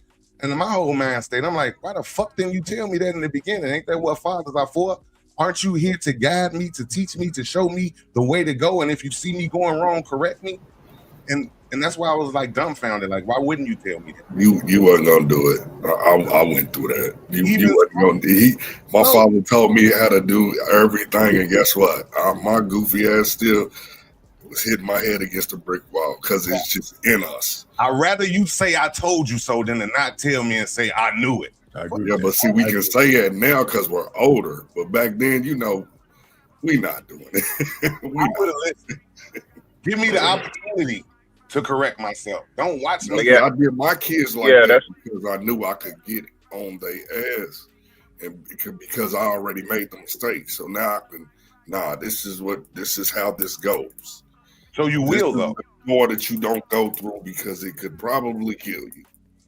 But that's the biggest gripe that our generation has with the older generation is they didn't tell you it was a motherfucking, hole down the road. You know what I'm saying? They on some you gonna see shit. And I think that's what we're fixing as to where we're out here talking about the things and giving the good and the bad. More so the bad, because the good is what it is, bro. Nobody need it. And you'll never talk about the good. Nigga, I don't need to motherfucking tell you there's fucking ice cream at fucking Baskin Robbins, nigga. You just want to know if they fucking out of ice cream, dummy. So again, looking at it the way men look at it, bro. Again, we're trying to warn the up and coming guys about all of these things. The ways of women and how your relationship and shit go. So that's why the focus is mainly that, bro. You don't ever have to coach nobody on the shit they already good at. You just need to warn them, and that's what the old heads, bro. The old heads was, you gonna see, you gonna find out. They give you all them bullshit ass. It's still, Mr. Payne, you ever find out what a bird in the hand worth two in the bush? Have you figured that out yet? No, I know what that means. Yeah, what it mean? Tell us, please, enlighten us. What the hell it mean? Well, if you have something that's worth finding in your hand, stop looking for what's in the bush. Those two, because you might not get those things in the bush. Appreciate what you have. Okay, all right, thank you. See, that's wisdom right there. I just learned it at 42. Oh man, listen. They just, Mr. Payne, they just tell you that they tell y'all shit, but they don't give you that very, very important. What does it actually mean? It's a cool analogy, I guess. Yeah. But you know what I'm saying? You just a motherfucker telling you this shit. You like 8 years old, and then he tell you again when you're 15, and you're like, motherfucker, what it mean? See, you know what? As a baby boomer, man, I get a lot of shit, man. People hate us and shit. I swear, man, I get on these panels, man. I would have like a psychological problem if I really believe all the shit I hear about baby boomers, man. I'd be in fucking sessions and shit, therapy. But like I said, it's enough baby boomers who fucked up that made a difference. With 76 million baby boomers. So obviously some baby boomers were fucked up. It wasn't all of us, but it was enough to make a difference. Because I tell my kids everything. Shit. I had daughters. The only way I could raise my daughters was cerebrally. I couldn't kick their ass. So I had to talk to them. So if I had sons, I wouldn't be cerebral with them. But every so often, you got to brace a boy. Wait, what was the combo though? What were you saying, Mr. Williams? No, we was just talking pretty much about how my dad the host and moderator cut out. We were just told us the truth about shit, and we just kept on going against the grain. We just had to bump our heads, even though they told us what it was. Right. They told us how it was gonna happen, and the shit did. It fell apart. Oh, you're talking about the stove shit. Okay. Yeah. So look at this. What y'all think about this right here? But at what cost? Does everybody have a price? Mostly. Yeah, the majority of people got a price. The majority of people, I'd say it'd be like 95%. Yeah, most people do, yeah. Most people have a price, like 99% of us? 95, 99, yeah. Yeah. Because I was reviewing Channing Crowder and Terence Crawford. Yeah. Their interaction. And he's like, that's you. You don't have any morals, no principles. Because he said, you can have my soul for $100 million. And soul is what I think made people stand on their square. Like, I ain't selling my soul. Niggas be selling a whole lot of shit. I see niggas go to work and do a job they hate. So now $100 million where they draw the line?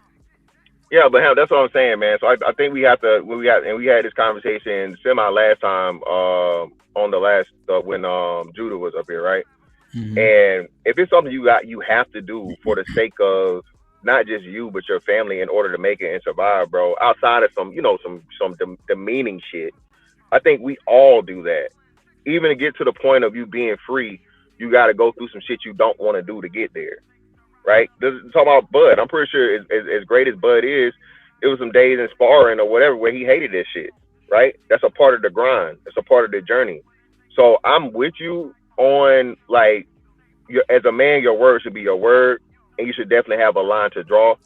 But we can't make it to say, well, oh, if you're working at a job you hate, you know what I'm saying? That's the same shit as, like, you know what I mean? No, but because you gotta live. I was saying that as it pertained to the money. So when Shannon was saying $100 million, I'm basically saying there's a lot of shit niggas take for the sake of a paycheck. So now $100 million, you know, people act like I would never.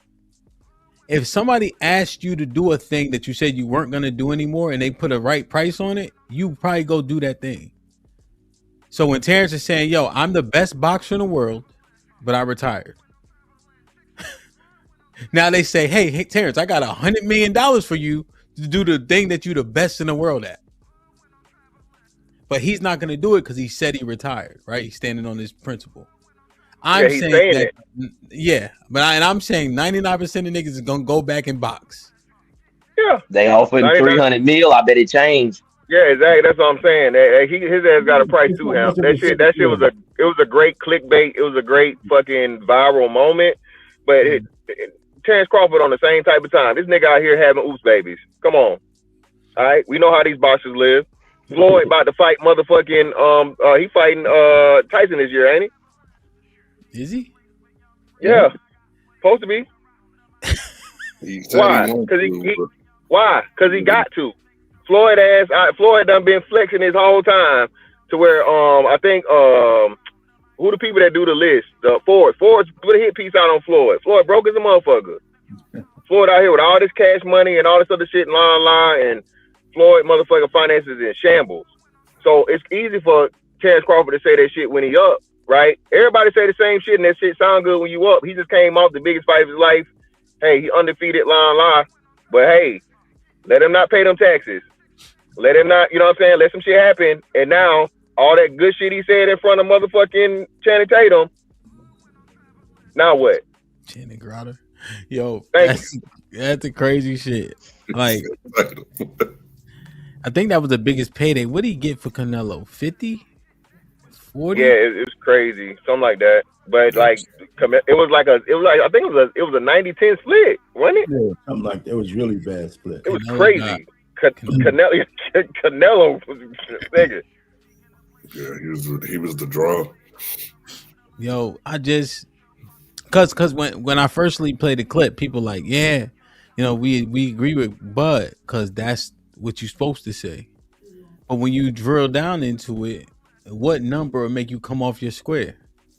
Yeah, but Hamp, let me just say this. Canelo wouldn't be Bud wouldn't be selling his soul to have another fight. It's a deeper.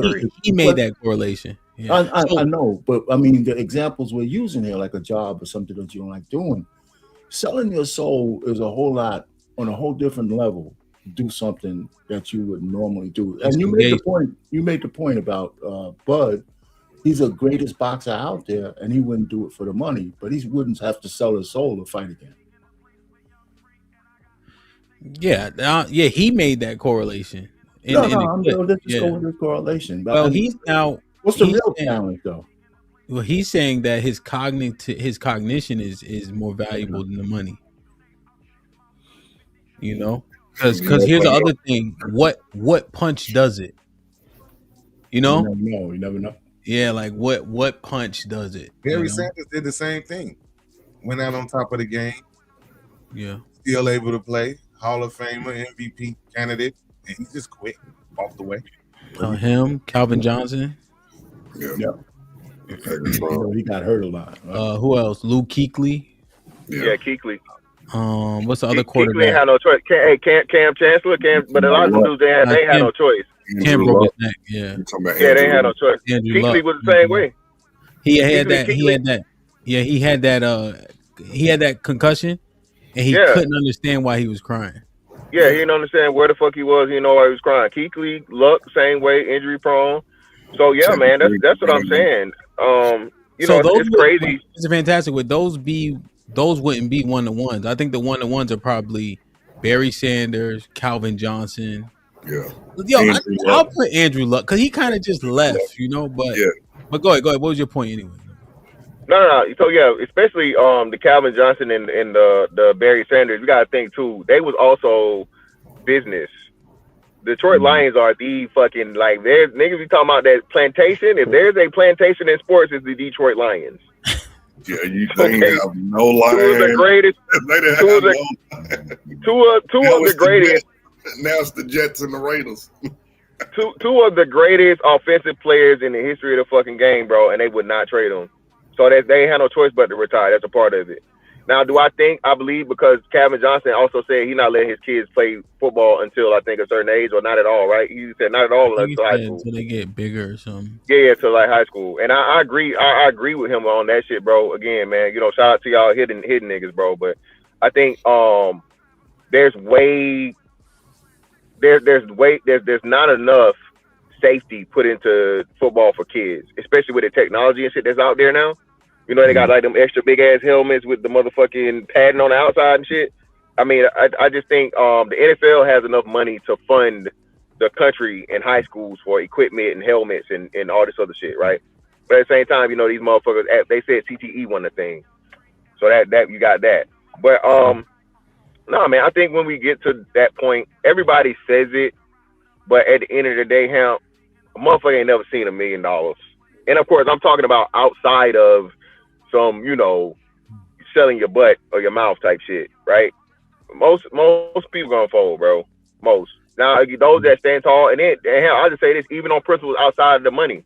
I went through this shit with the stupid ass booster shot shit when I was in the Navy. Motherfuckers was laughing at me, bro, and joking.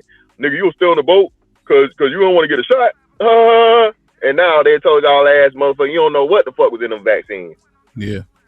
You feel me? So I was willing to fucking suffer and look like a dumbass and hate my life, you know what I'm saying? Because I'm like, nah, man, y'all not about to play with my motherfucking health, you know, 20, 30 years down the line. So again, I've seen so many people not even see the bigger picture, bro, and all they see is the money. And I think that's what it is too, man. Most people don't even have foresight for principle. You feel me? Yeah. You drop that bag of money, nigga, you be surprised. Yeah, the other thing, and I think there's a lot of, just in terms of the other thing, there's a lot of education needs to be happening on just like the CTE and head trauma and things of that nature. Though, like with the kids, right? And I think people just understand that football is dangerous, but the contact isn't actually physical enough. You know, you actually see CTE primarily in NFL players because of the level of violence. Like it's an extreme drop off from the college to the NFL. You'll notice that CTE doesn't generally show up in most college players, but it does happen with the NFL player just because of the level of violence and the level of violence those men exact on people too. And now also there's, was it 65 times 32 teams, right?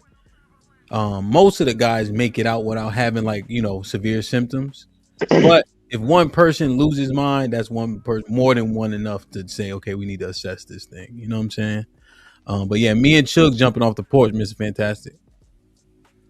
CTE, here we come, nigga. It's lit. Hey man, put a fucking pillow in his helmet, bro. Come on, do something now. He already don't got those kids now, so it's on, baby. What position, Hamp? Huh? What position? Well, he only 3. But I don't know how tall he gonna be. So I'll probably put him in his secondary just because I played linebacker my whole life, but my stature, it wasn't linebacker stature. So I think I'm going to put him at like safety, running back. But I could get the nigga a D2 scholarship. I know enough football for that. And if he good, if his mom got any viable genes, then you never know. You know what I'm saying? But the nigga light skin too, sure. I mean that dirty light. You know how like they be so light you want to wipe their face? Yeah, that type of light. Like a red, he a ginger too. He got red hair. Like Rockstar. Rockstar, open the curtain so we can see what the dirty light look like. That's how my son look like Rockstar, man. There you go. He disappeared. Told you. That's funny shit. Hey, man. But yo, he like a bulldozer, man. He good. He good. He's a good, strong kid. Yo, so Rockstar, I don't know if you saw the show, but I covered a few different things about but at what cost? Shooting in Chicago in broad daylight. Channing Crowder saying he could sell his soul for $1 million. Glorilla sister shitting on her, you know, about, you know, what she done and what she didn't do for them, all for 15 minutes of fame. And then we had the show that I do on Sundays where Naeem was pandering and then the pandering backfired. And I'm just like, you doing all this shit at what cost though? You know? I can't hear you if you're talking, my bad. Yeah, what's the question? No, just what you think, like pandering. You think it serves men a purpose to pander to women if they want access to sex? Nah, because them the ones who ain't getting it. Damn. No. Yeah, them the ones that ain't getting. They wouldn't pander if they was getting it. Now, if you are attractive, if you're attractive to a woman, doesn't matter what you do, pander or not. Like, let's say you talk your shit like Mrs. Fantastic, or you go to the other end of the spectrum, like what's that nigga name? Derek Henry. Derek Jackson. Derek Jackson. Derek Jackson. You know what I'm saying? But if you're attractive, you could be on either side of the spectrum. Is it that simple? Yeah, I agree. Damn. That's that simple, huh? Yeah. So you could talk your shit or you could talk in favor. It don't matter. If they think you're attractive, they'll figure it out. Yeah. They might catch on, but you better got the skins by then. You know? Damn. What you think about them getting shot in broad daylight in Chicago? The woman got shot, she died. The girl boyfriend, I guess, who dropped his own location, got shot. Think he's still alive. The baby lived. It was 3 gunmen. She put a post up on Facebook or Instagram saying, "I'm gonna post a picture of your dead brother" or something like that. Yeah. Well, you know, I have a special hatred for niggas, crackers, and pedophiles. So I wish they could just round them up and just throw them off a cliff. Wait, what were the 3? I missed the first 2. I hate niggas, crackers, and pedophiles. Are you making a differentiation between niggas and black people? Yeah, sarcastically, but yes. Mm-hmm. Okay. Or are you talking about niggas just black people? Nah. Niggas like gang bangers, these thugs out here with switches on some stupid shit. Big niggas. You know what I'm talking about? Single mama ass niggas, you know what I'm saying? Yeah, the degenerates. So, like, street niggas? You know, not all street guys are bad. You know what I'm saying? There are people who do wrong things but have good intentions and good hearts. You know what I'm saying? How do you discern it? Easy by, you know, how they show themselves. You know what I'm saying? Like, for example, you know, it was a time where I was a drug dealer, but I was a good guy. I wasn't out there inflicting violence on people. You know what I'm saying? You know what I mean? I thought you were selling drugs. Yeah, I was doing wrong, but I wasn't a bad person. Like, I wasn't out there inflicting violence. And why though? Why you say that? Why you say you wasn't a bad person? Okay, maybe I was, but I wasn't violent.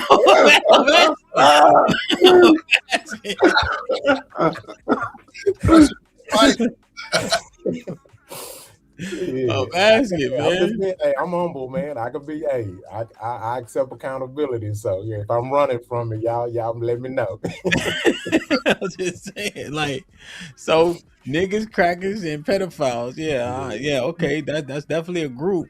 So when you see people dying in the street, you have no empathy for. You have no empathy or sympathy for them. For who? To the ones who imposing the violence. Yeah, so for instance, the dude got shot, the girl got shot, she died, and it was 3 shooters. Yeah. Who you feel sorry for, if anybody? All the victims. Now she put up a post saying, "I'm a put up a picture of your dead brother." So she was talking shit essentially, and the boyfriend dropped his location because they got smoke. It's mutual, but whoever gets parked there are the victims. In your opinion? Yeah, yeah. That's how that works.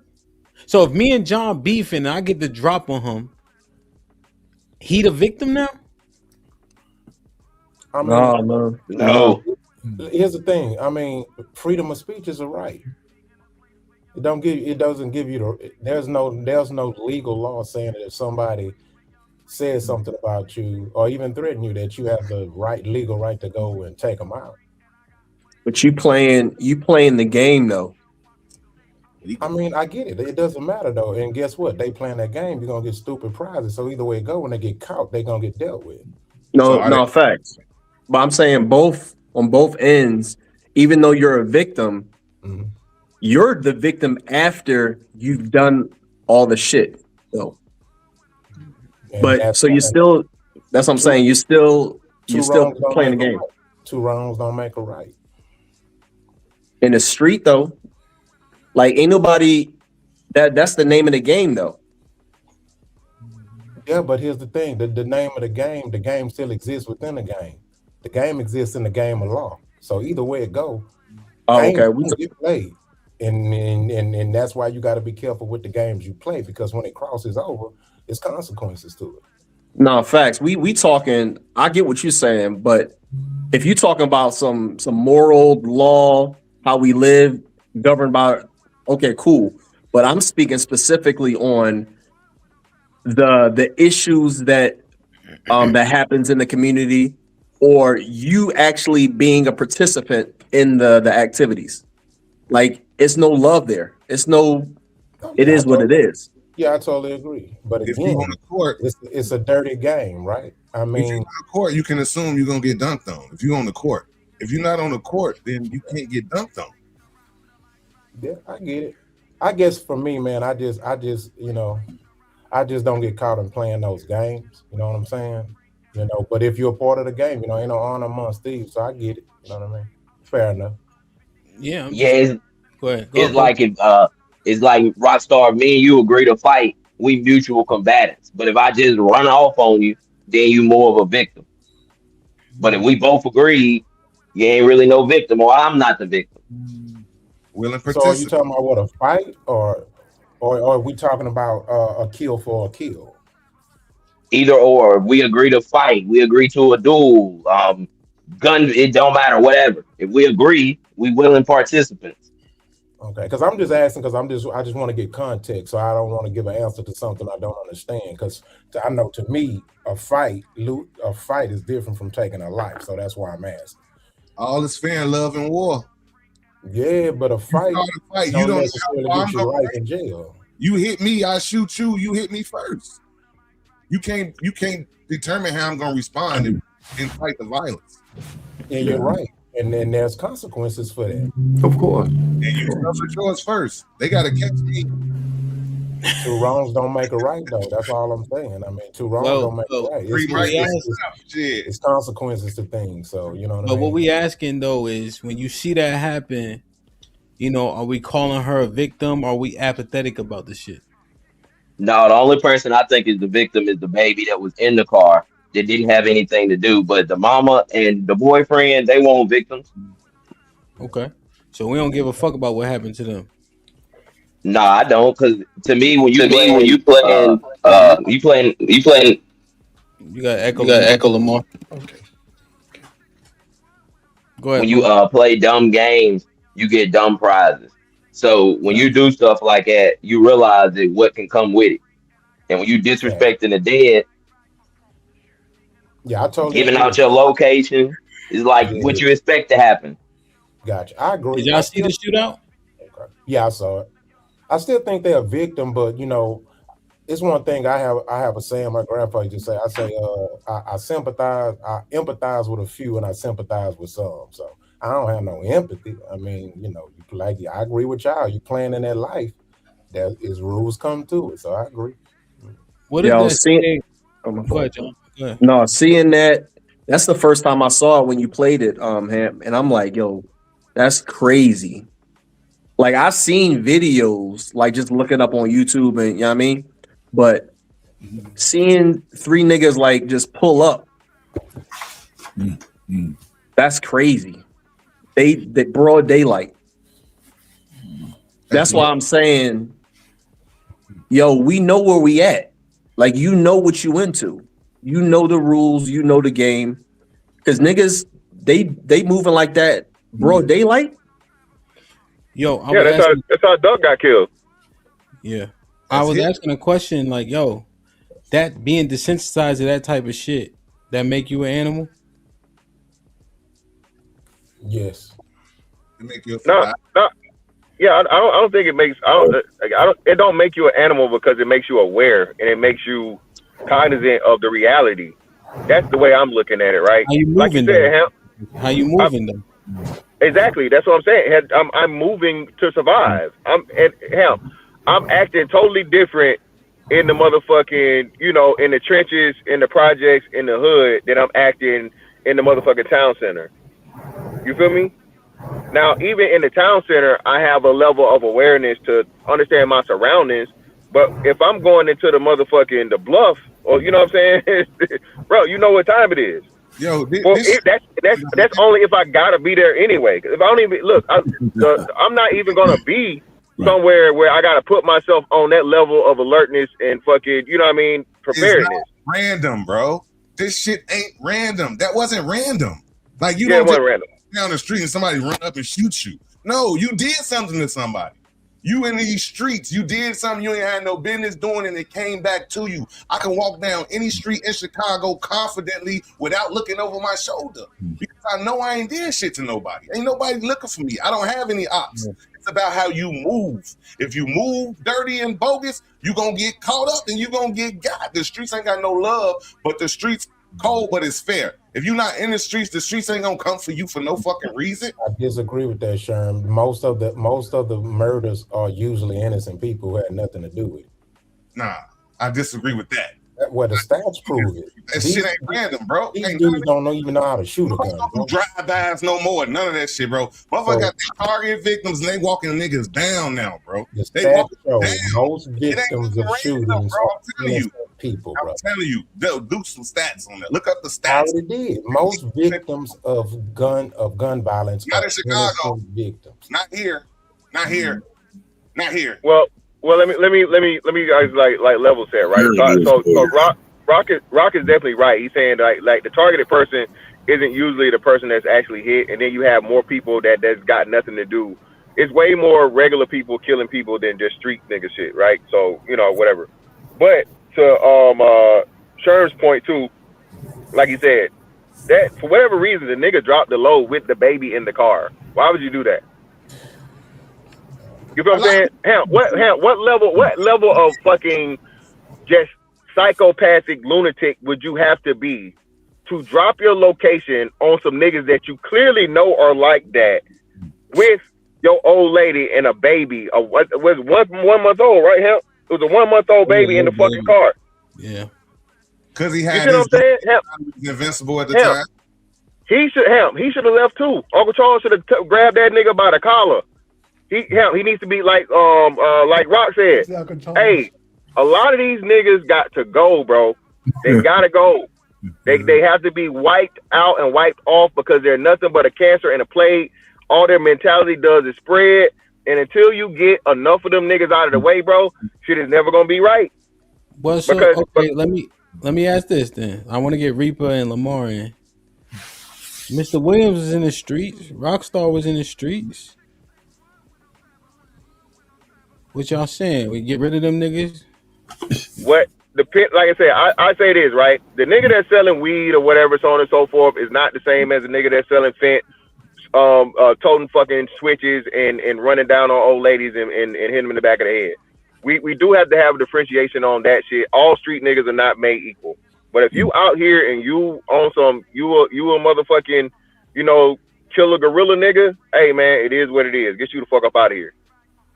So you saying Larry Davis, he gotta go. They should have got Larry Get him Davis. out of here. What's your boy name from Cody. No. He already gone. They got him up out of here. The DC nigga that was fucking them boys. Wayne Perry. Oh, Wayne Perry. Yeah, Wayne Perry. Yeah, get him out of here. All you niggas that did nothing but stack bodies up, you know what I mean? Like a motherfucking walking Undertaker, get him out of here, bro. But the catalyst oftentimes is drugs. The catalyst oftentimes is poverty. No. I'll say it's money. Money is the catalyst, bro. It's money. Money's the catalyst. Money. Yeah, it's money. It ain't. If you got most niggas ain't moving no weight. Most niggas ain't got a lot of bread or whatever. But yeah, definitely the money is what it is. I know two weed men that got shot dead. Really? I never heard that one. Sad, bro. Wait. How much weed was they moving? I think the nigga got caught. His body was cold, and he had, I think, an ounce on him. Yeah, see, that's it. That's crazy. They just didn't like him. I thought you was gonna say An ounce. That's it. Listen. Hey, we gotta. Hey, kids, don't do drugs. Don't sell drugs, nigga. Imagine dying over an ounce of weed, nigga. Jesus Christ. Damn. Dying broke, nigga, trying to rob niggas. Let me see. Let me get Reaper and Lamar. Reaper, what's popping? Yo, what's good, Brody? How's everybody? Since everybody in the panel? We good, man. What you think, man? With the dude who the baby got deleted because dude kept the baby. Yeah, he should be taken out. I think grace should be only given to those who change their lives around. So if you were in the streets but you're out of it, of course you get grace. You should live like a civilian, whatnot. It's kind of tough though because some people will say, "Nah, I don't give that person grace," because it's like, "Oh, you killed my man," or, you deleted my blah blah blah, but now you want grace. So it's tough, man. So, but you leave those things to God, man. I don't really know. I say on my side, if you get out the streets, you get out the streets. But nah, that dude's a monster, bro. Like, and he should know better. There are people that they do dirt and they leave their families out of it. They don't tell people where they live, where their families are, where relatives are for the most part. They try to separate themselves out of that crime or that street life, whatever it is. So if you have enough depravity in your mind to have a baby in the car when you throwing out whatever to the ops, bro, like, yeah, you should be taken out of here. That's a different level of inhumanity, bro. So yeah. Damn. So okay, so you agree with his ops for shooting him up? I don't necessarily. I just put it like this. You saying get him up out of here so we ain't got to deal with that baby? Don't got to deal with that shit no more. I would say lock him up, put him on an island. I didn't say delete him. Do some other things with him. Make them build mattresses or something. Get some use out of them. His girl got killed. Was she in that life? I don't know the full story, so I apologize if I get some facts. Well, she had some unfavorable post about people who already died and stuff like that. Yeah, she need to be out of it. Can I say something to that? We got to stop acting. I hate this stuff because it happens when I see racist people typically or really effed up people and their wives be like, "Oh, I had no idea." Like, bro, you were sleeping with the man, you were around the man 24/7. His inner thoughts. Unless he's one of those dudes that he hides the whole personality. He has a whole nother family, another country. He ain't, stuff like that. A lot of these women know they be with some ain't shit men. So if you deal in that thing, you got to bear the burden just like that man. A lot of women like to claim, "Oh my gosh, no, man." But it's like, nah, you were throwing things at the ops. You didn't move away from the guy. You liked the guy probably because he was in that life. So nah, she don't get no. I'm not saying she should have been deleted, but she don't get no grace. She's just. But she's Reaper, very guilty. But Reaper, you walking this line. You got to make a decision. You want to determine the repercussions to be not as violent as you want them to be, but that's not how none of this shit works. Death is imminent. Can you live with that?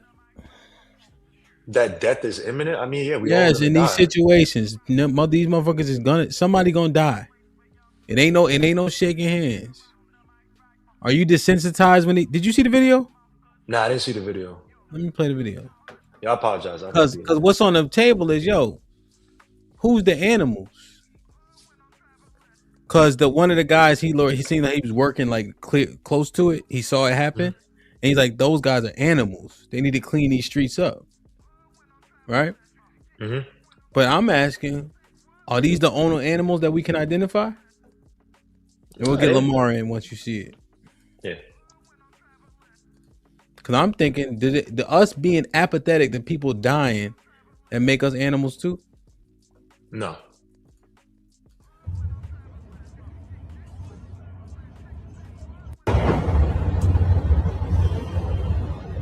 Oh man.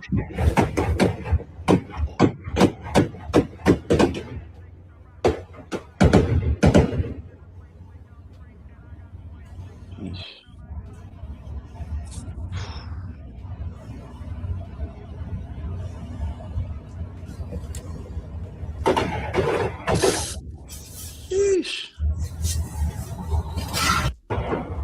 Show the license plate and everything. That wasn't a car. That ain't their car. Hot car. And so here's her post. Fair Just the enough. girl that got killed. Now let me post her dead ass. Hey. Hey man. Yeah, get him out of here. Lock him up. Put him someplace. Put him on an island. Reform him. You see this? Diamond says, I don't give a fuck. Post it, Rico, and them going to handle your wasn't your people getting dragged out of the car going on a mission? Your brother got left on a hit.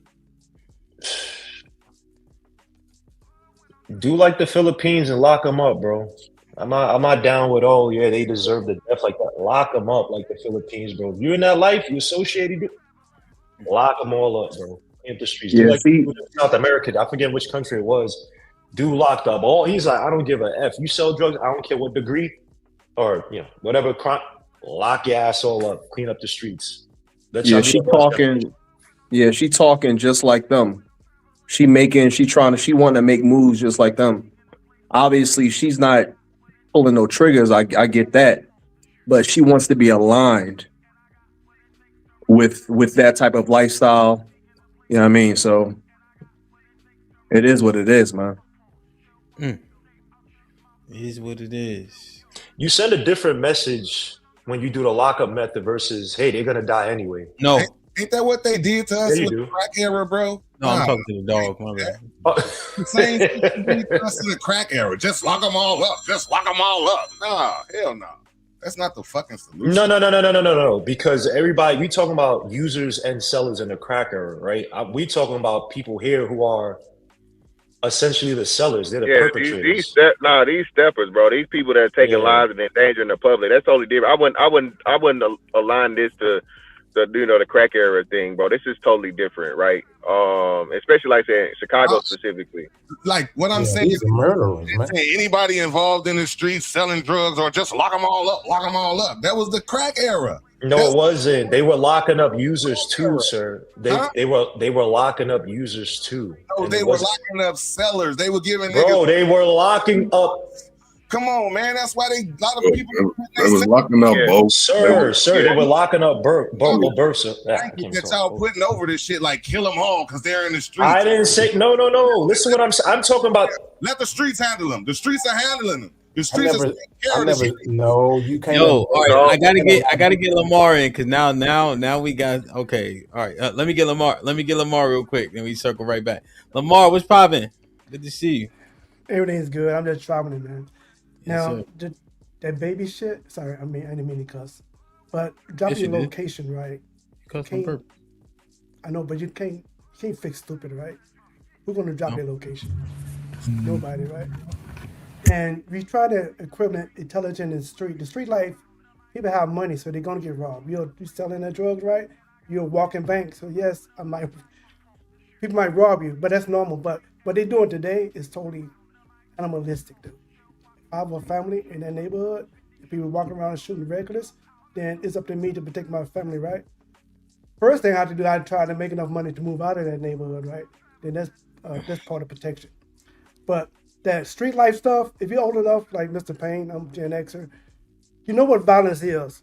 There's nothing good about the violence. You know how it's going to turn out. So as old heads, we should not even promote violence, even fighting in the streets, because we know how this shit going to turn out, right? So now, anything for money, dude, the boxer, I think he's just lying, dude. If you have a right to make money for your family, that much money to take care of your family, it's up to you to take care of your family. You make that money, give it to your family, take care of your family, then whatever happened after that, That's about it. Okay. Yeah, I like the Terrence one. So we kind of on. What'd you say, Lamar? No, I'm just listening. Oh no, and I said I want to kind of just go back to your initial sentiment regarding the violent thing and etc. You know, what is the remedy? Now, here's the thing, right? When you talk about lock them all up, right? Sherm was on it. When he sent the National Guard and all those people into DC, we saw a drastic drop off because niggas was getting locked up for any and everything.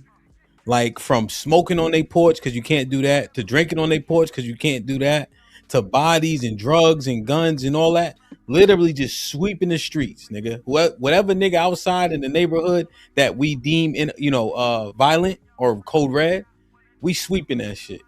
And violence and crime dropped off overwhelmingly. But all those people look like us.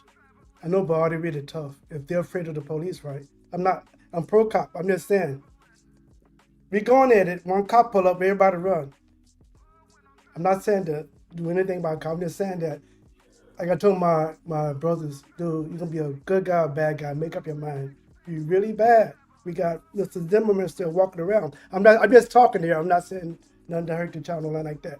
I told my brothers, if you're really bad, you're gonna be on that side or you be on this side. You can't be in the middle. So I can't be really tough if something happened to my brothers and sisters. They still walking around. So I'm against violence, but like you said, the National Guard came in and everybody just ran like roaches, right? I'm not trying to insult nobody. If everybody run their head, then they should just be on up and narrow, though. There's no reason to be tough if anybody can make you run and hide, right? Well, I mean, if I'm selling drugs and they try to say, hey, you can't sell drugs, you want me to have a shootout with them? No, if you're selling drugs, you're a walking bank. You should expect people to come and rob you. But no, I actually, that's Hamp. That if you gangster, that's how it's supposed to go. I don't know how these real niggas end up in prison. Well, that's always been a conundrum to me. Nah, it's kind of, but it doesn't make what sense. You mean, nah? So I'm gonna tell you what it is. They dumbass criminals, dude. They dumbass criminals. No. The logic is if I have beef with Mr. Fantastic, that doesn't make me now have beef with the entire police department. No. You saying that if I get caught, if me and you have a shootout, or I get the drop on you, right? Now I'm supposed to shoot it out with all police?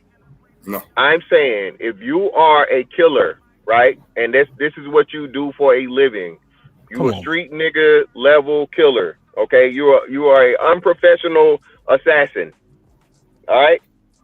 What you kill for a living. So you saying? So what are you saying? What are you saying? I'm saying if you so real, nigga, you never supposed to see a courthouse, a courtroom, or a jail cell. Oh no. Street.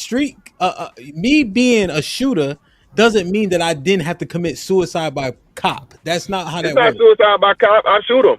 So if you willing to go at it with niggas, right? If you willing to go at it with niggas, slow down. You going at it with people you got beef with. No. Beef is inconsequential. I am willing to kill and willing to die in a shootout. The people I have a problem with. That's regardless. The key. No, because no. Like you said, most of the time it ain't people you got a problem with.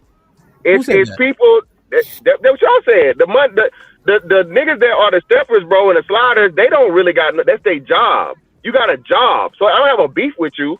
I just have a job to get rid of you.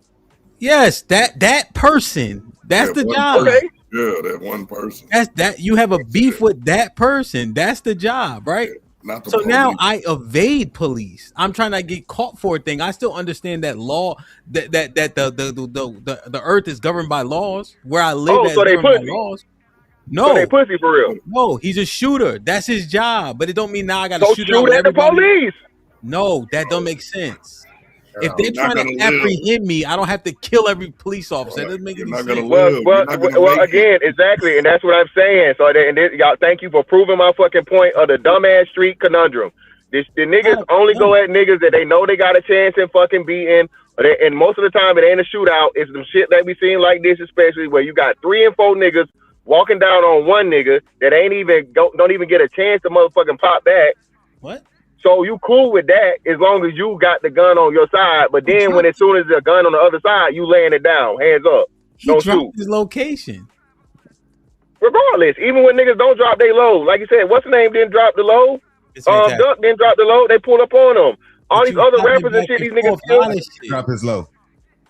Huh? Dropped his low. Is that? But he didn't. That's what I'm saying. So that's what happened all the time, especially in these fucking backdoor fucking kingdoms. These hoes are setting niggas up, but they ain't got no idea. But you saying now I gotta go on a rampage? Nah, I got an issue with you. I'm gonna handle that issue. If Jake come and get me, he come and get me. Now here's the thing. Pull up.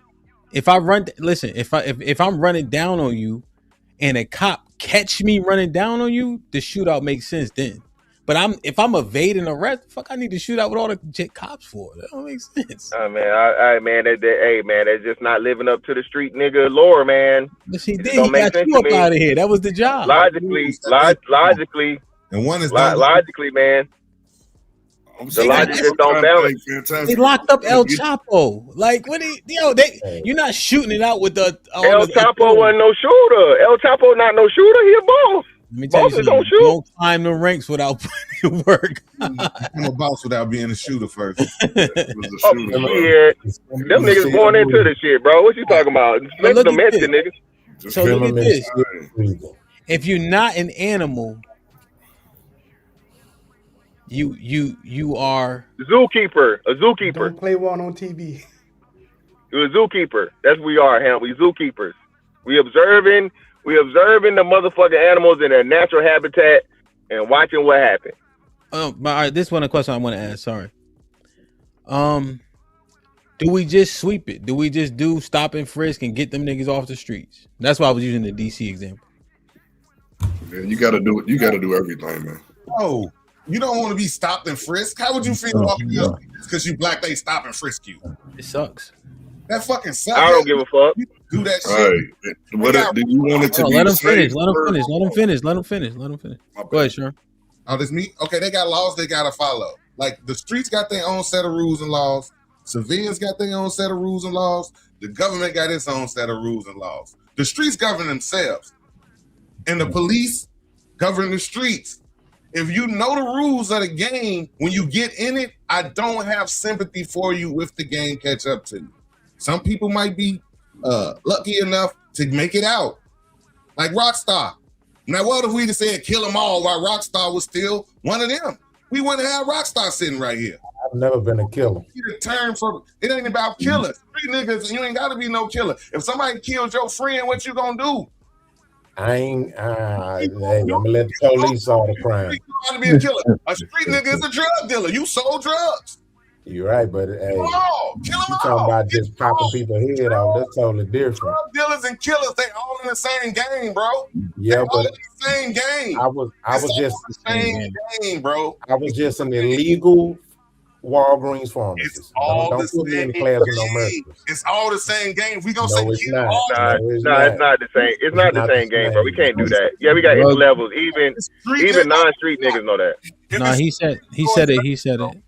If you say kill them all, wipe them all out, anybody in the streets, kill them all, wipe them all out. We got to talk about you too, Rockstar. Let me help you bolster the point. Let me help him bolster the point before y'all retort. He's simply saying the collateral damage argument that you've made numerous of times, Mr. Fantastic. There's acceptable losses in getting these people off the street, from the petty theft to the person who always just got a gun and never used it, to the person who's selling the amounts of weed that cause it to make it a crime, from the person who's selling hard drugs. You gotta sweep everybody and then figure it out later. Remember you were saying that. No, I'm cool with that. I ain't saying kill them though. If we talking about just locking them up, niggas getting locked up is cool. I'm talking about the like the deletion part and abracadabra and niggas. That's reserved for the worst of the worst. I don't think a nigga got to die over no 3-5 Hamp. I ain't going that far now. I'm gonna cut the street niggas some What does slack. he die over? So what if he's selling fent? Like like the fent that they sold. What's Omar name? The actual actor.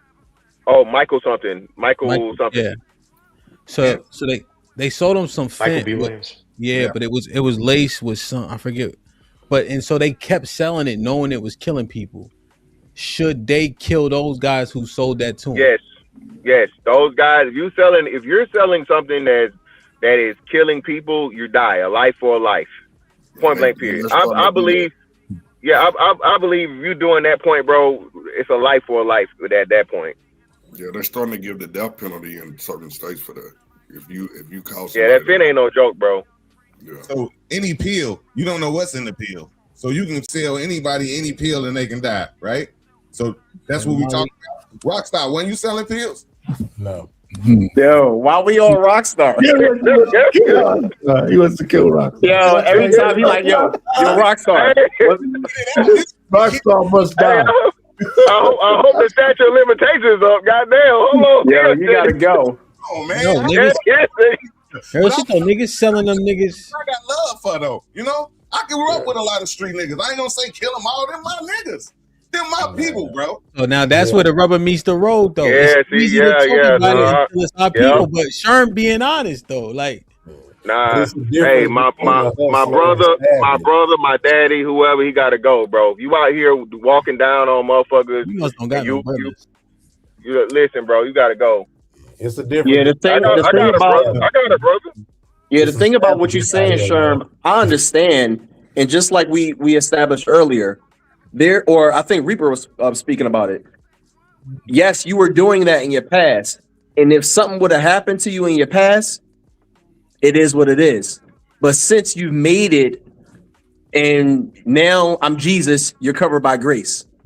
So you're under grace now. So you're not moving that way. But if you would have got caught up, it is what it is. The streets police the streets. If you get caught in the streets while you in the streets, that's what happened to you. I ain't got no sympathy. But if you make it, the thing about the streets, take care of the streets is it really don't. It affects now everybody else because other niggas is getting hit. Your grandmom is getting hit. Other mothers are getting hit. Kids are getting hit. So it really don't take care of its own. It's an unbalanced predator prey balance, bro. It's way again one stepper. Like you said, bro, is killing 10 people until he caught or until he killed. So that's what make it. Most people in the other steppers, they taking each other out, bro. Yeah, but look, super chat. Hold on, super chat. Homeboy with the $5 says for the gold. Salute, homeboy. Appreciate you. Nas with the 10 ounces. People, for the most part, are lukewarm and don't have standards. Standards, good or bad, become liquid like money. The ones that do often the ones shamed for not being adaptive according to the world. That's a fact. Bravo, what's popping? He said, great show, Hamp. Salute. On a different note, ellipsis. We got Marcus Jones, number 25 in the Super Bowl. Out of Enterprise, Alabama. Perfect. Let's go. No doubt. Should be a hell of a game, man. Ricky with the $5 says, during the crack era, pushers and users were getting arrested. Primarily the users, from what I know by living in Chicago.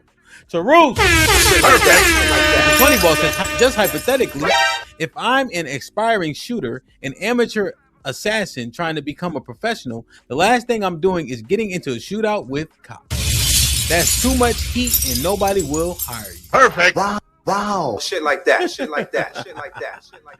Carlisle Tom with the $5 says, so why aren't cigarettes and alcohol manufacturers and sellers not paying with their lives? Like, share, subscribe, tell a friend, hit the like button right now if you can. It helps the channel the most. What were you saying? I think it was Sherman, Mr. Williams going.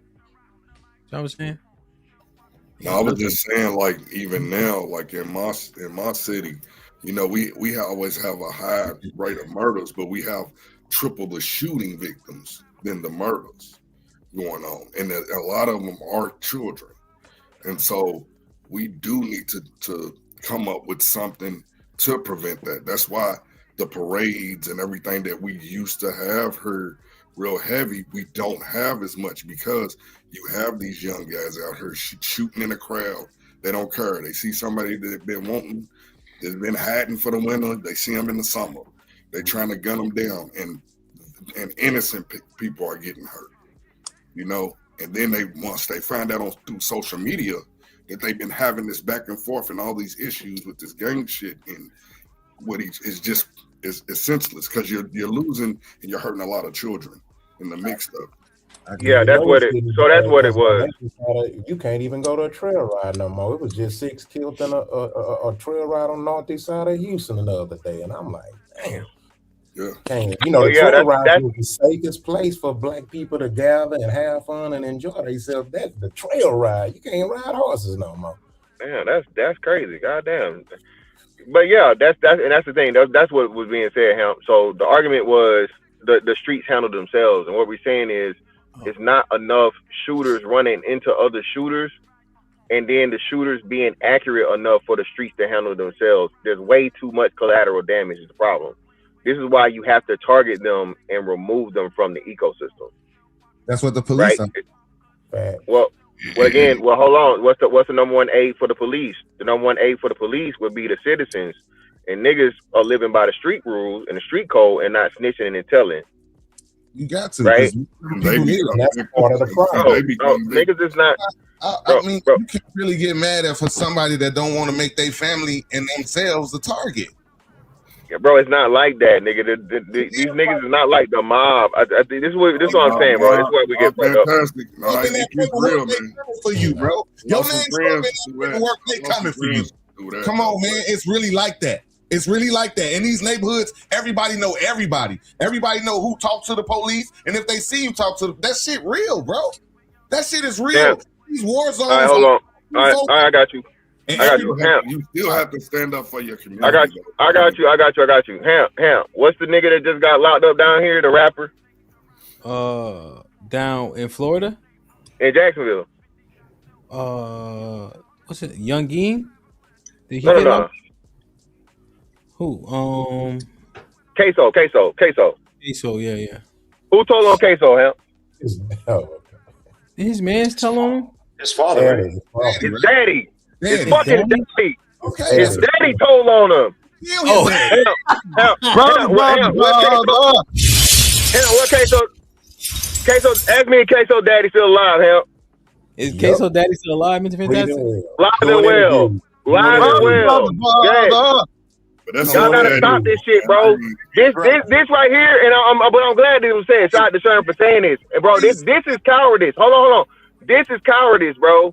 This is why shit'll never get fixed. Oh man, they gonna do something to my family, bro. No, they not.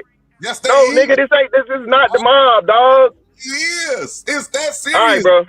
All right, so tell me this. All right, so this is what I would, Sherm. This is what I would challenge you to do, brother. All right. Because you know what happened if you kill a motherfucking witness at this point in time? Y'all niggas ain't even caught up with like how the laws work. That shit could work back in that day for like hold on, brother. Just work with me, brother. Just work with me. Yeah. That shit used to work back in the 70s, 80s, and 90s because you didn't have surveillance, you didn't have DNA, you didn't have all of this extenuating fucking evidence and shit that motherfuckers get a conviction without a motherfucking testimony, bro. All right? And then if you take that life, and they definitely gonna find out that it's you. You don't just kill a nigga tomorrow and he just mysteriously died and we have no idea who did. You know how many people that got caught up in that shit, Sherm? Niggas literally got caught up in killing witnesses because they thought killing the witness was gonna keep them from testifying, and now they got an extra charge on top of it and end up going to jail anyway. So I'm not saying that it's not possible. I'm not saying I disagree, Fantastic, because I'm in a Commonwealth state, bro. Oh my God, bro. Laws are different. They got caught trying to do what? I'm in a Commonwealth. Strap up, nigga. I'm talking about. Strap up, then, man. I'm talking about you can get out on the watch for a murder and be doing time for some little bullshit weed, bro. Nah, it's different, man. State to state. I'm in a Commonwealth. Oh my God, bro, y'all. Look, but I will say this. Hey man, let the street niggas have it, then, man. Let the street niggas wreak havoc, bro. Because I will say this. Law enforcement has gotten better. The same way they caught duck murder. They got all these cameras everywhere that's tracing your every step. They had duck murderers from the time they left the projects all the way to committing the murder, all the way back to their crib. They didn't need no witnesses. They got these cameras now. That's why they eliminating the need for a witness, because they have these cameras. So law enforcement is getting smarter. So now you got to think about cameras and not people And I'll give you that one. Law enforcement is getting smarter, but that takes the people out of harm's way. Because like you said, they got caught on the way to kill a witness and caught another case. They was on their way to kill a witness. Nobody wants to be a witness and put themselves or their family in harm's way because we don't have the money to just get up and relocate. But if your family's already in harm's way, then what is it gonna hurt you to stay ready and be prepared? And why have fear if they're already in harm's way? Why would you put the target on them? What you mean if you're in harm's way, the target is already on you when you go and shop in the neighborhood is harm's way. Why would you put the target squarely on your family? If the target is already on you, then how are you putting a target on your family? On me? You don't got men in your family that ain't scared. Get them together. What do you mean? What you mean? Why is the target on me? The last time I checked, if I seen somebody fight and they family usually jumping in, so where's the family then? Who fighting? I'm just saying. Okay, what I'm saying is, the last time I checked, it's never been a problem for a family jumping in to help their cousin, a brother, or sister. So what's wrong with the family protecting each other in a civil way instead of an uncivil way because one of their family members got into it with somebody? It's the same thing. Hey, shout out to Rockstar. Let me give y'all. I'll give you a little quick history lesson, right? And this was in it was in California. This happened back, I want to say, in the 80s or 90s. So military guy, I forget what branch he was in or whatever. He moved into a fucking house in the neighborhood, right? And of course, he moved in some shit, Cali, drug shit, gang shit, whatever, He called the cops, right? He called the cops. Motherfuckers threatened him and shit, whatever. Hey, this our shit. We gonna keep doing it. Stay out of the fucking business. You snitch. We gonna do some shit, whatever, right? How about buddy? Literally got a whole bunch, like Rockstar saying, got a whole bunch of motherfucking his military buddies with fucking rifles and firearms, and you literally had a motherfucking shootout between a house and drive-bys and shit. Now, again, that's an extreme. I'm not saying do that, but this is what I'm saying, bro. If we keep giving the streets this motherfucking unbeatable fucking aura of just like the streets can't be defeated, the streets never gonna be defeated, bro.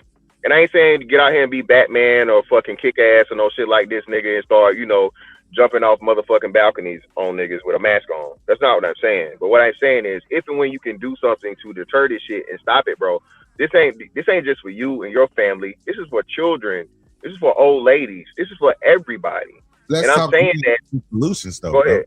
Let's talk realistic solutions. That's not a realistic. I'm talking realistically. No, me and my buddies get together and get guns and have a shootout with the neighborhood gang. That's not a realistic solution. Look, it don't even take guns. Look, it don't take it. Look. Like my old neighborhood, right? My family, we police that, right? We make sure that everything's straight, but it took years to do that. So we do community events. We make sure that the kids are safe, but it takes time. But it took a collective of everybody to stand together, though, too. Right. And that's what I'm saying, Mr. Williams. That's what I'm saying. I agree. Community effort. It takes that. Well, and I'm saying it's not just community effort, it's community mindset. If the whole community is like, hey man, listen, you do some shit, you fuck up or whatever, you out here taking lives, we reporting you to the cops, and don't try to motherfucking come back and get no revenge or whatever, because we gon' testify too. So not only if you kill this motherfucker here, now we gonna have surveillance on his house and his family, and we gonna look out for them. And if you kill them, you can't kill everybody. Sherman, can you hear me? But you do, and you also do have to have a level of police presence around as well. You can't do it without the police. Here's a solution. Can I say a solution real quick? Sorry to cut everybody off. Sherm, suits you, bro. Because growing up, where I see a lot of people, I'm not saying you do this, Sherm, but a lot of people who are so-called outside of the life, they no longer do. They like to be adjacent to those people, right? And I think many times those people, sell drugs, do things, rob people. They see it as like they don't get pressure from the people around them who are outside their life to change their ways. Not to say that that's going to override or supersede, being poor or whatever, some of the other conditions. But many times y'all still like to be adjacent to these people, right? I'm not saying that's not, you should just cut people. I think that should be a solution for some people. Hey, if you want to sell drugs, because you could be selling drugs to my mom. Y'all live in the same neighborhood. What if my aunt gets on that? So you could be selling drugs to whatever, blah, blah. You know what I'm going to do? I'm going to cut you off. I got this business. You're not welcome. At the parties, at the family events, you are not welcome, bro. Change your shit up or we don't accept you no more. And I think that you start to see more people be like, you know what? Me being lonely, me not having the circle around me, I may be making some money here and there, but you know what? Let me change this shit up because you know what? It's not worth me not having my brother around. It's not worth me not having my sister around. You know what I'm saying? I think a lot of y'all people not attacking you, Sherm. Y'all like to be adjacent to the shit. And y'all come here and y'all say, yeah, man, all that stuff is bad, but y'all around the dudes that be running jukes on people, all this shit. And y'all be key and ha with them and shit don't change. It comes from us. Forget the police. You want the police involved? Cut those people off from your society. And I put money on it. I'm not saying all of them, but I bet you a bunch of them be like, you know what? I ain't gonna do this shit no more. Fuck it. But you know what? I think that's a hell of an assumption, though. Because, yeah, you might be around somebody like that. It could be your family member, but that don't mean you hang with them every day. Yeah, the difference is. Well, we gotta get Reaper in too, and also, so Mr. Williams, y'all was the Bookmans. Cause I heard that premise before. Did you get that from Original Gangsters? Tell the truth. No. Oh, the Bookman? No. Don't worry, I I know never what seen you're it. talking about. Brown, when they took over the neighborhood, they took the neighborhood back, but I ain't gonna, you know. What you get? My family still lives there. You know? That boy is still a premise in the heartbeat. Hey, go ahead, Reaper. Perfect. I see that. That's a great movie. That's it, man. Jim Bryan. That's a great movie. No, that's it, bro. I just wonder. And again, I'm not attacking you, Sherm. I just wonder, do you take that approach? Like your man's just talking about, not say they talking whatever with you, but do you cut people off who's still in that life and be like, nah, I'm not gonna, bro. It's better than that. It's kind of difficult considering I own the studio, and you know most of the artists come in are rappers and street niggas. You know what I'm saying? And I'm cool with a lot of them. I relate to them on a personal level, like as people. I don't see the killer in the street. They different when they're in the studio, when they're around their own people. I see them as people. You know what I'm saying? And people are people. And then it's been a couple of them that came in, and the next week, man, Joe, he got whacked last week. I'm like, oh god damn. But you know, it's the streets, and that's what the streets do. The business side. Style you involved. But Sean, let's separate the business side, because Walmart don't kill who buying their products. All right, I'm sure it's killers go to Walmart too. So let's separate that and then explain your point for me. Okay, separate that. Yeah, because business is business. Killers got to buy stuff too, so we can't connect the business side to it. I'm 46. I don't hang out with YNs. I hang out with retired killers and gangsters. Like they all out the game. Like William and you, Rockstar. Like they out the game already. You know what I'm saying?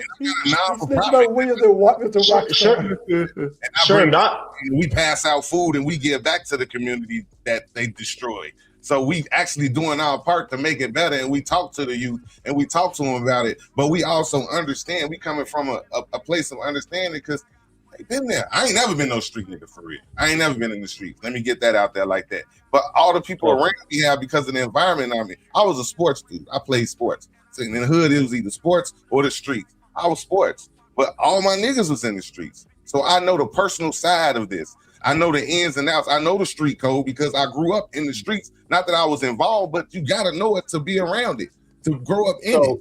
So let me respond to that, right? So here's this thing that I tell people, right?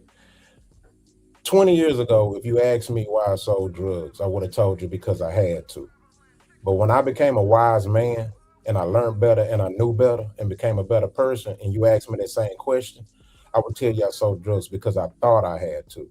See, that one word will change the reality or perception of things. And because of that, I do all that too. I've been running a boxing gym for 15 years. I've been heavy in the community, did all that and then some, right? But my point is this: the fact that I was in that world, that makes it easier for me to be more adamant and have a zero tolerance mentality towards the people in that world that do things that hurt our community, bro. And I don't think we're being harsh enough to them. We need to bring shame back. That's not just with women, but with men. And I hate it because it seems like it's amazing me how we can be harder on women than the men. When the men can be, they do detrimental stuff that hurts the community way more than women do.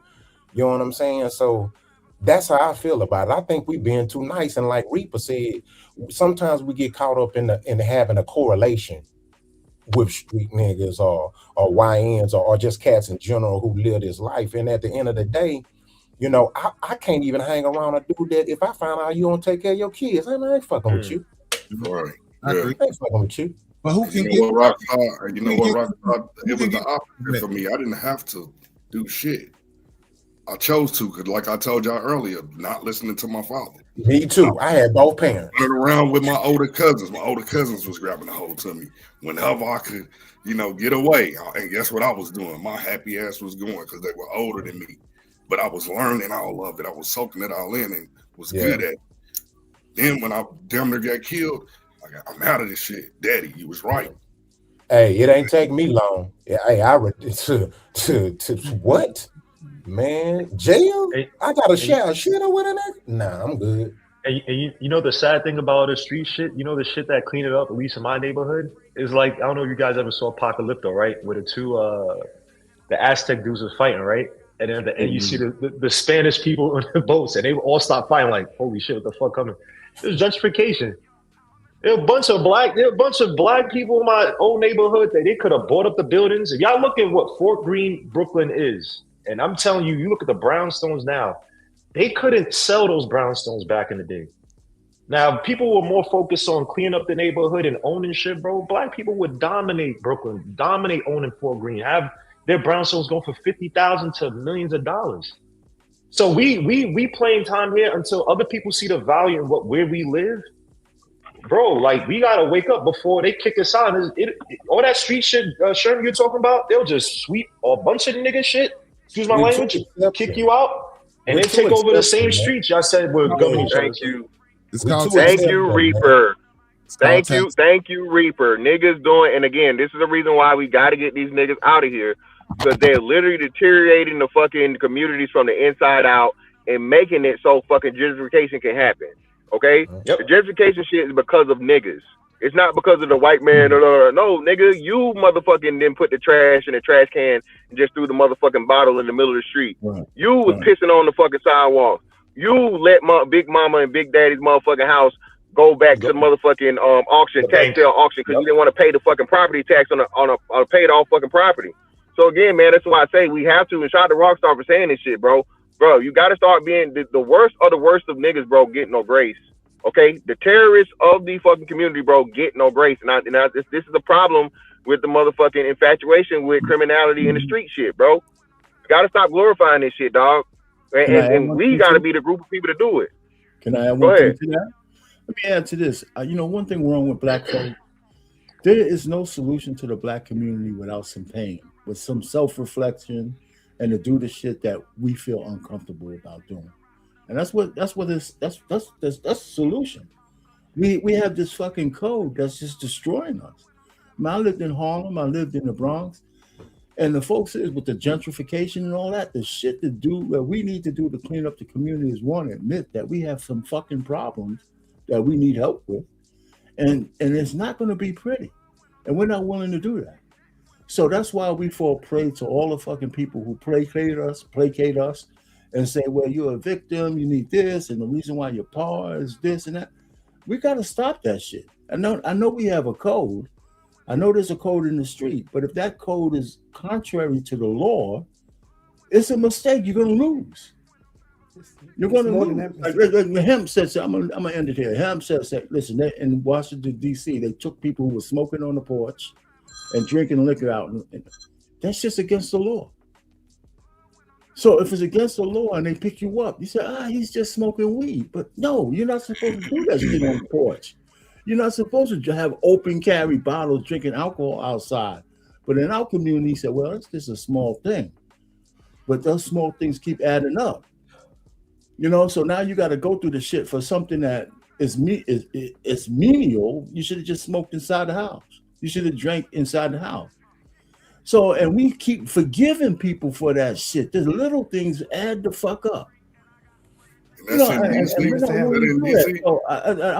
land it there, but because I'm from Harlem, I've seen a lot of shit, man, back in the fucking day. Mr. Payne, pass it to Lamar. Okay, I'm Mr. finished. Payne, it's more than a law. It's a safety issue. For example, one little white girl with a poodle could walk in any neighborhood, in the hood, and she'll be safe. A white boy can call the police, but I can't. If Mr. William called me out to fight, I got to go out to fight. But if Mr. William was white, I was like, I ain't going back there. Mr. William might call the police on me. So I'm afraid.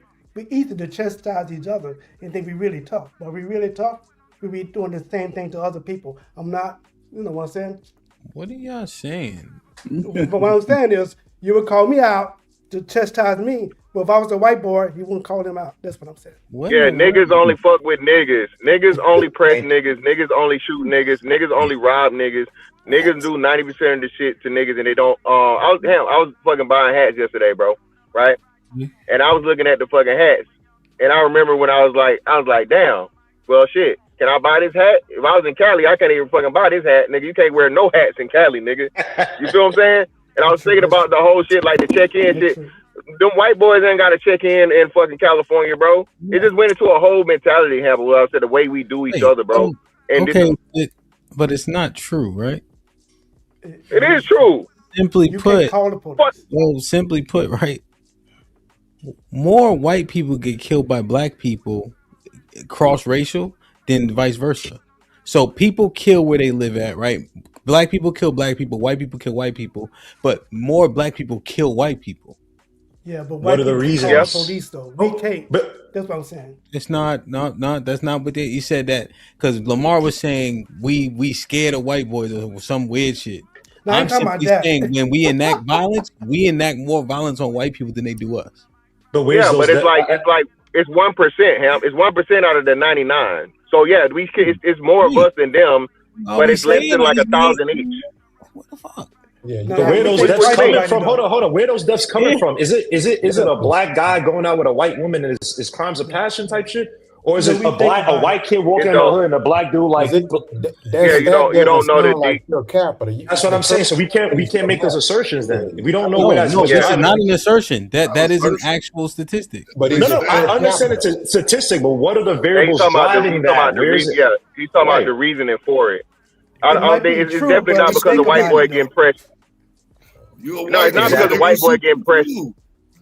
Yeah, it's not because the white boy getting pressed in the hood, bro. It's that 9 times out of 10 is not the white boy getting pressed in the hood. Exactly. More it would lean towards intimate partner shit or whatever, or people knowing each other, all that type shit, right? But either way, so Hamp is right about the stat. What they He's say, right about the stat, but we the invite context everybody to what matters. right? We invite Yeah, everybody. well, I'm saying we think about it first, though. We might attack them, but we think I'm about it. saying that the stat is Pause, accurate. like, No, the stat may be accurate, but multivariate analysis, break it down. No, What the is stat, driving that? The stat. The stat is accurate, but then give me so Hamp is using that stat, but then Reaper is challenging correlation and causation. So you can't it's not just because they white, but we know Hamp, you know this. Yeah, motherfuckers is not treating white boys like they treat niggas, bro. That stat you just said is true, but per capita it's not. It's different. Per capita, we kill more blacks. No, you guys misunderstand. He said, Those are two separate things. Black people kill black people, white people kill white people, but black people kill more white people than white people kill black white people kill black people. So he's saying interracially, when you have interracial murders or homicides, there are more black people that kill and have white victims than white victims that have black victims. What he's saying. Gotcha. But overall, that just points to a higher level of violence, bro. Just period, right? Because I think that's fair. I was just reporting OG Lamar. No, you're right. Nah. So this is what I say, man. You don't play by the same rules, right? When it comes to each other versus, in which it's crazy. Because I mean, in theory, it should be worse. Especially as much as you niggas claim y'all hate white supremacy and the system and shit. But hey, I digress. Man. Fantastic. I think it's different because we don't see them on the same level as us. Like I don't see a threat in a white boy. Like I don't think a white boy. I don't see a threat in him. Like. I don't see a threat. I don't feel threatened. Like me and you are equal. I know we are. Zimmerman still. I see we are equal in stature, stamina. We both the cream of the crop. You know what I'm saying? We both the cream of the crop. So I know, but sure, I'm your brother though. I'm your brother. But sure. Let me. When I see a white person, I don't feel. It's like a female for me, for real. And that's the wrong way to think about it. If you see a white person in a predominantly black neighborhood and they not buying drugs, you should be like, why the hell are you here? Because you about to buy some shit and motherfuckers about to move out. White That's all I grew up with. My fucking business. Same way about Well, no, but no, I think that Lamar was saying the same thing, and Sherm, I think that's a great point. We have to stop looking at each other as just ops off the rip, bro. I think we have this motherfucker over aggressive and as I call it, the nigga lander syndrome, to where I gotta be ready to fight this nigga, shoot this nigga, stab this nigga, or you know, prove that I'm better than this nigga type shit. Like, bro, and that's the sad part about it. We gotta train ourselves and grow out of that shit, bro.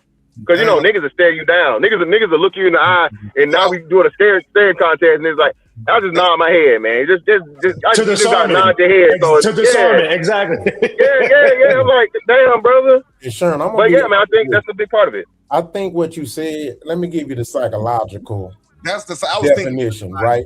Here's what's really happening. I'm gonna take what you said and I'm gonna give it to you in a psychological statement. That's, and I'm not speaking on you personally.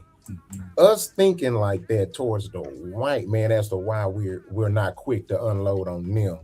That's equivalent to a woman talking crazy to a man knowing she can't beat him up. They don't do that though, because they feel the same way. Like, but you get what I'm saying. People don't approach us the same way they approach another white person. They got a fear in them too. Like, they understand that they are inferior to us physically, so they won't approach. Most of them won't even approach you like that. Like, they I don't know. I'm from Texas. This is big. These boys out here, they say MMA. Yeah, that's different. Texas is You ain't finna just run up on no. Up in Chicago, we super segregated. We don't even associate with each other. These boys got guns out here. They better shooters involved in it's a certain fear involved. So they're not on that level because they fear us on that level. Another man that's adjacent to me don't fear me on that level because we know we'll go the same distance. So we got a respect for each other. I respect all my fellow black men because I know where we'll go. So that stops a lot of fights. Nah, in Texas, the shit that stops a lot of fights, you gotta say good morning, you gotta say peace king or some shit, because dudes be looking at you ready to. It's not like you don't care what color you are. Oh yeah, nod your head, you gotta, but I can't just walk past you. I'm walking in any hood and be good as long as you're respectful and mind your business. You good. It's open carry out here. That's a strange way to be brought up, man. Yeah, that's just crazy. When you white people, you don't see them like you don't see them for what they are. It's crazy. I know them for what they are mentally, but physically, I don't see them as a threat. Physically, one-on-one combat, I don't see them as a threat. Don't come to my boxing gym. Nah, Sherm, I know what you mean. You gonna be like, I feel what you mean. Yeah. Nobody. He should see him as that. I ain't met a lot of people. It's a mental thing. It ain't got nothing to do with physically. I know any man physically. But think about where that comes from. Why do I have to be on high alert just because I passed through another fellow black dude? I'm not saying sure. I'm not saying. I'm just saying that's the mentality that we have. I grew up literally. You walk past somebody. If you look at them and they look at you, y'all both looking at each other. Somebody I fight until somebody you do it in the head. It's like, why do I have that tension? And I'm talking about in elementary school. I'm talking about middle school. Why do we have that as black people? Why can't I just walk past you and not say shit and we just moving? I would say it's more demographic than gender, right? So, like, for example, let's say I ride through Vider at 8:30 and I stop at the gas. I might be scared to stop at the gas station. And Vider is majority white. I don't think it's more so a race thing. I think it's a demo, like, what area are you in? You know what I'm saying? You feel me? Downtown. We still got some downtowns that I want. But that's my point, though. But that's not a racial fear. That's more of a I know where I'm at. That's a survival. That's a survival thing. Yeah, I agree with that. That's from the roots. You know, the funny thing that we're talking about this, I remember when I was a young man in the 20s and stuff, 20 years old, when we used to see a black person, no matter where we were, we gave a nod. Yeah. It was an automatic nod. Like we do the same shit. I know. Yeah, we do that now. Corporate America. I don't think it. Some people do that, but some people look like you. It's not that, yo.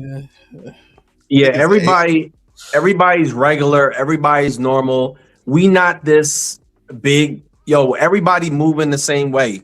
I'm from Philly. Everybody in Philly move the same way. Okay. I'm out Ohio now. Everybody move the same way. When we see each other, it's not a fear. It's a yo, you my man. We look the same. We look the same. So I'm just, yo, what's good? And then keep it moving. So it's not a fear. It's just a respect. It's an acknowledgement. It is what it is. Because everybody's normal.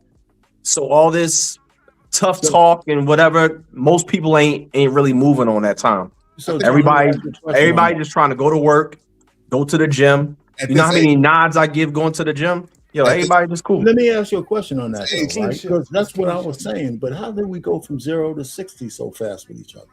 It's an age thing. I think it's like, okay, when you young, when you a young black male, it's even been back when we was young black males, we were the targets of the police, of each other, of everything. We were the targets, and then as a young black male, you know you have to watch out for other young black males because you don't know if they're gonna mistake you for an op. You don't know if they are op. You don't know what's going on. So your sense of awareness is up. So when you see young black males, they always got their head on a swivel because they are targets of everybody. But as you grow older, the more gray you get on your face, the police don't fuck with you as much. The young niggas say, "What's up, OG?" Like, because you're no longer a threat.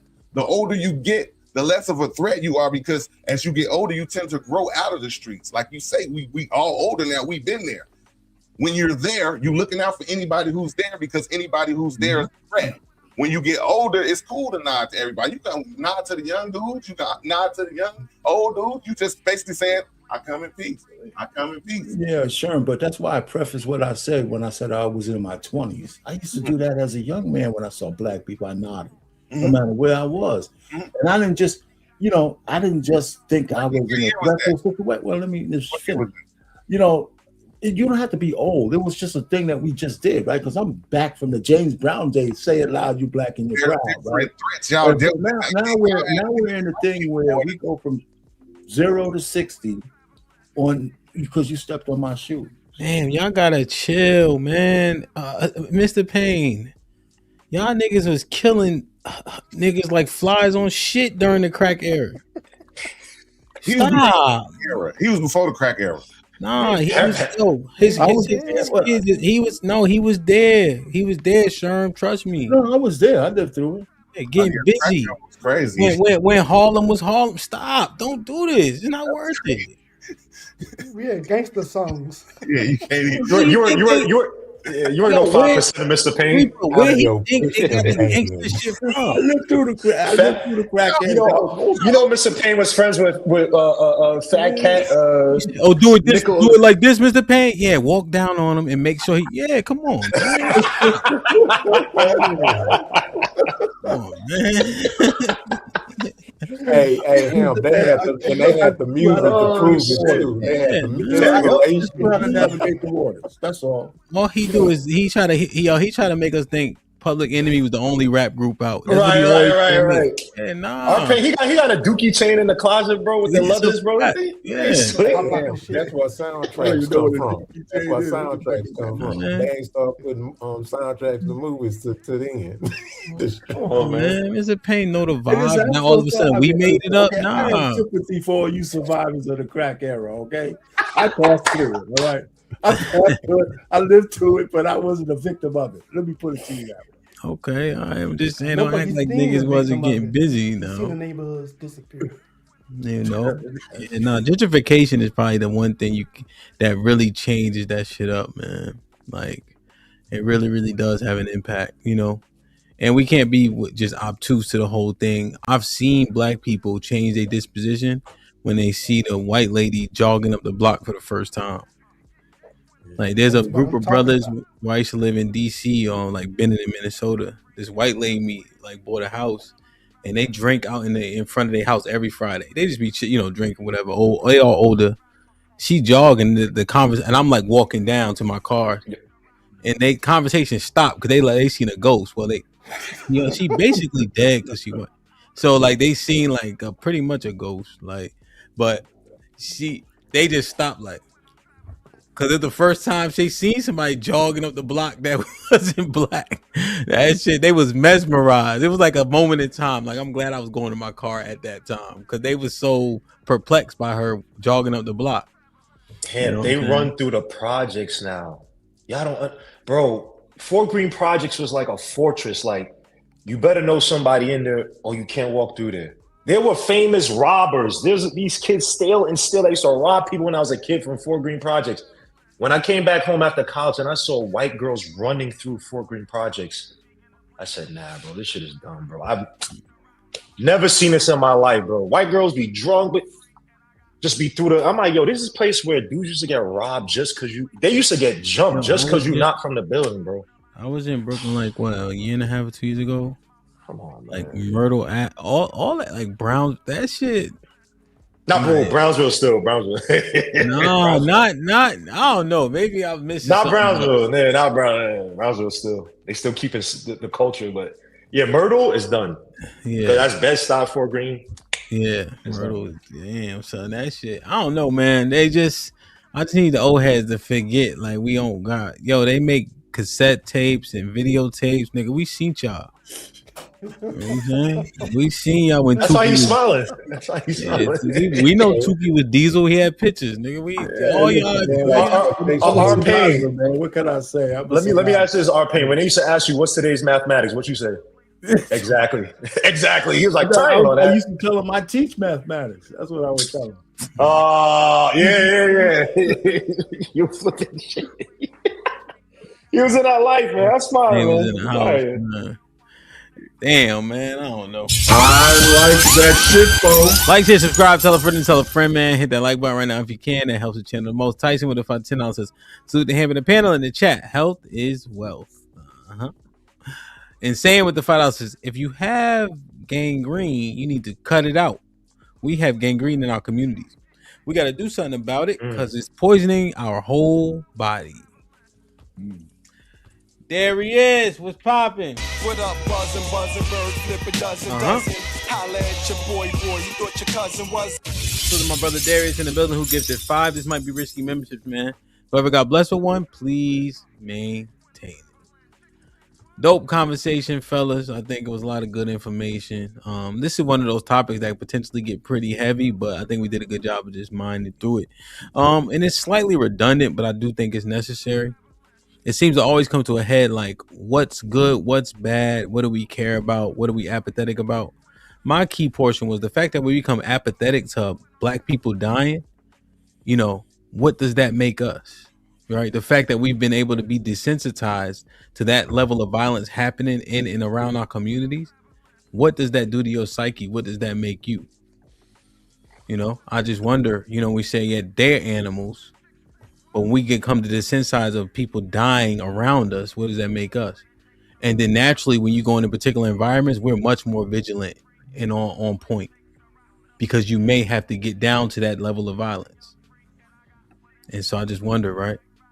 If it doesn't make you an animal, are you doing yourself a disservice? So I appreciate us kind of minding through that shit, man. We're trying to figure this out, man. But at what cost? How much money? Who are you willing to embarrass? Are you willing to embarrass your sister in public? That shit just diabolical, man. John, what you think, man? Perfect. Great convo. I think most of the brothers, I think to a certain extent, we all align. I don't care about the small details of what's greater. We all recognize that it's a issue in our community. Now, how we deal with it, it is what it is. But I recognize that at least we understand that it's an issue, and we want things to be a change. Suckers are born every day. Don't be one of them suckers, yo. Don't be a panderer. Don't be a loser, yo. You don't want these Johns out here dragging your name in the streets. So stand on your business. Stand on what you believe. Even if everybody else thinks you're wrong, stay solid in your thinking, even as far as how you handle your family. So keep moving. Real shit, man. Perfect. It's the thing. Shit like that. Panels you had with Aaliyah and Naeem were like gold. The chick is wise way beyond her years. and she exposed my man, and he was worse for it. So that was good. But as far as this particular topic, I just think in our communities, we're not going to be able to get the Black community together unless we're willing to do the sacrifices and being real with each other and how we behave and how we act towards each other and understanding the reasons why we do it. Some of our self-hate has been put on us and we can't let it go. We just can't let it. We won't let it go. We got this code that's killing us, So I don't know. It might not be in my lifetime, but I hope for some of you younger folks, we get a revelation that might change things. It's going to be hard for y'all because we really do have an I'm going to land it on here. We do have an epidemic of our women and men not being able to be in sync with each other, and it's going to hurt us as a community. So I'll land it there. Word. Perfect. Sharon, what you think? Shit like that. I think growing up in the hood, in the Black community in the hood, it's like we got a set of laws that govern us, and then we got a set of rules that we have to survive by. Like we have to survive by the street code because we live in the streets. Like we try to depend on the law to protect us, but we all know the law ain't there to protect us. It's reactionary. They got to investigate after the murder. You know what I'm saying? And 9 times out of 10, they're not going to find the murderer. So we have to live by the street code because we have to survive. We have to live because we can't rely on the law to protect us and to stop us from being killed, because if we could, people wouldn't be getting killed now, right? So as citizens, not in the streets, caught in the middle of it, we have to learn how to navigate between the streets laws and the real laws to survive, just to wake up the next day. So if we're going to look for a solution to what's going on in our community, we have to find that happy medium and attack from there. We can't attack from the law point of view because if we testify, we getting killed. We can't attack from the streets point of view because it's not lawful. So we have to come to a happy medium and try to find a real solution and not just wipe them all out. That's never been a solution. We have to find a real viable solution that we can work towards in order to make something happen, because this shit ain't happening overnight and it's not gonna go away overnight. And we do shame. We do have shame. And to just cut off people that's in the streets, how do we shame them? How do I go on a one-on-one counsel with somebody in the streets if I cut him out of my life, when every time I see him, I can be like, yo, man, you gotta change, bro. I'd rather keep him a part of my life and tell him he need to change every time I see him until he change, other than cut him off until I hope he do. So we gotta stop this, cut it off, because it's bad right now. Because like Rockstar said earlier, okay, I'm going ahead and land right now. Like Rockstar said earlier, when he said he sold drugs, he thought he needed to do it to survive. But now he older, he thought he needed to do it to survive. Let's catch the people in the thought process and get them out of that and get them past that. Let's not cut them off. I'm done. Perfect. Rockstar, what you think? Shit like that. One of the things I was told that, y'all heard the saying that 2 kings can't live in a castle. So when it comes to your soul, 2 people can't live in your soul. And one of the things that us as humans have to come to a grip in our life is we're going to have to choose at some point to either let that little boy, that little girl die, or that little boy, that little girl is going to kill the adult. And once we come to that decision, and if we make the right decision, then we'll make better decisions in life. You see what I'm saying? So it was a point where I had to let that little boy go. It was either my life or his life. And he lived this life. He lived this life up to 13 years old or 18 years old, whichever one you see considered as an adult or not, or a child. And so my whole point is this, is that, I come from the era of shame, right? And, I was taught grace is given to those that deserve it. And not everybody deserves grace. Some people deserve to be in jail. Some people deserve to be 6 feet deep. And that's just life. You know what I'm saying? There are casualties in war, and life is a war in an aspect. You know what I'm saying? 75% of the time, this earth is trying to take humans out. Right? That's just the way it is. You know what I'm saying? Tornadoes, floods, just nature itself is proof that, hey, it's, you have to be able to work around the dangers, right? And so part of it is don't become a part of the danger. You know what I mean? And so my thoughts is that you have to. I'll cut my kids off if they get too far out of line, and I made them. So they're my set of rules. Either do right or you can do wrong by yourself. Perfect. Reef, what you think, man? Shit like that. Shit like that. Shit like that. Great conversation, man. I'll just say, man, the things around you do not necessarily make you a monster. If you're in a bad environment, it's supposed to make you strong. You're supposed to learn lessons from it, right? When you break your hand, like you box, you fight, it's supposed to calcify, right?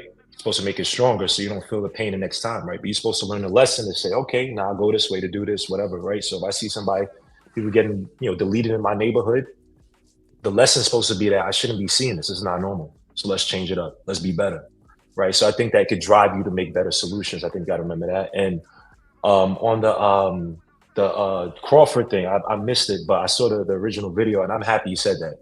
I love you said that. That you can't pay the price of my life. You can't give me that. I don't care how much money I have, how many riches I have, because at the end of the day, your brain's gonna be like, yeah, that wasn't right. And so now I'm gonna give you bipolar disorder. I'm gonna give you all these mental disorders because what you did was wrong. So even if you're in that ivory tower with all the millions and the billions, whatever, your brain's gonna be like, you effed up and I'll make your life hell. So now you don't feel safe, you're depressed, you this, you that, right? Those are the checks and balances I think even our normal bodies have. So I love that Crawford said that, bro. Good to him to get out the game. And yeah, bro, we got to start taking ourselves more seriously and say that there's no price that we paid for my life and my happiness, right? So salute to you, Hamp, man. Great show, man. God bless each and everyone on the panel, man. Great talking to you guys, man. Salute. You're ready. Perfect. Lamar, what you think, man? Shit like that. Shit like that. Shit like that. Shit like that. Shit like that. Well, it was a great panel, and I like when everybody was talking material.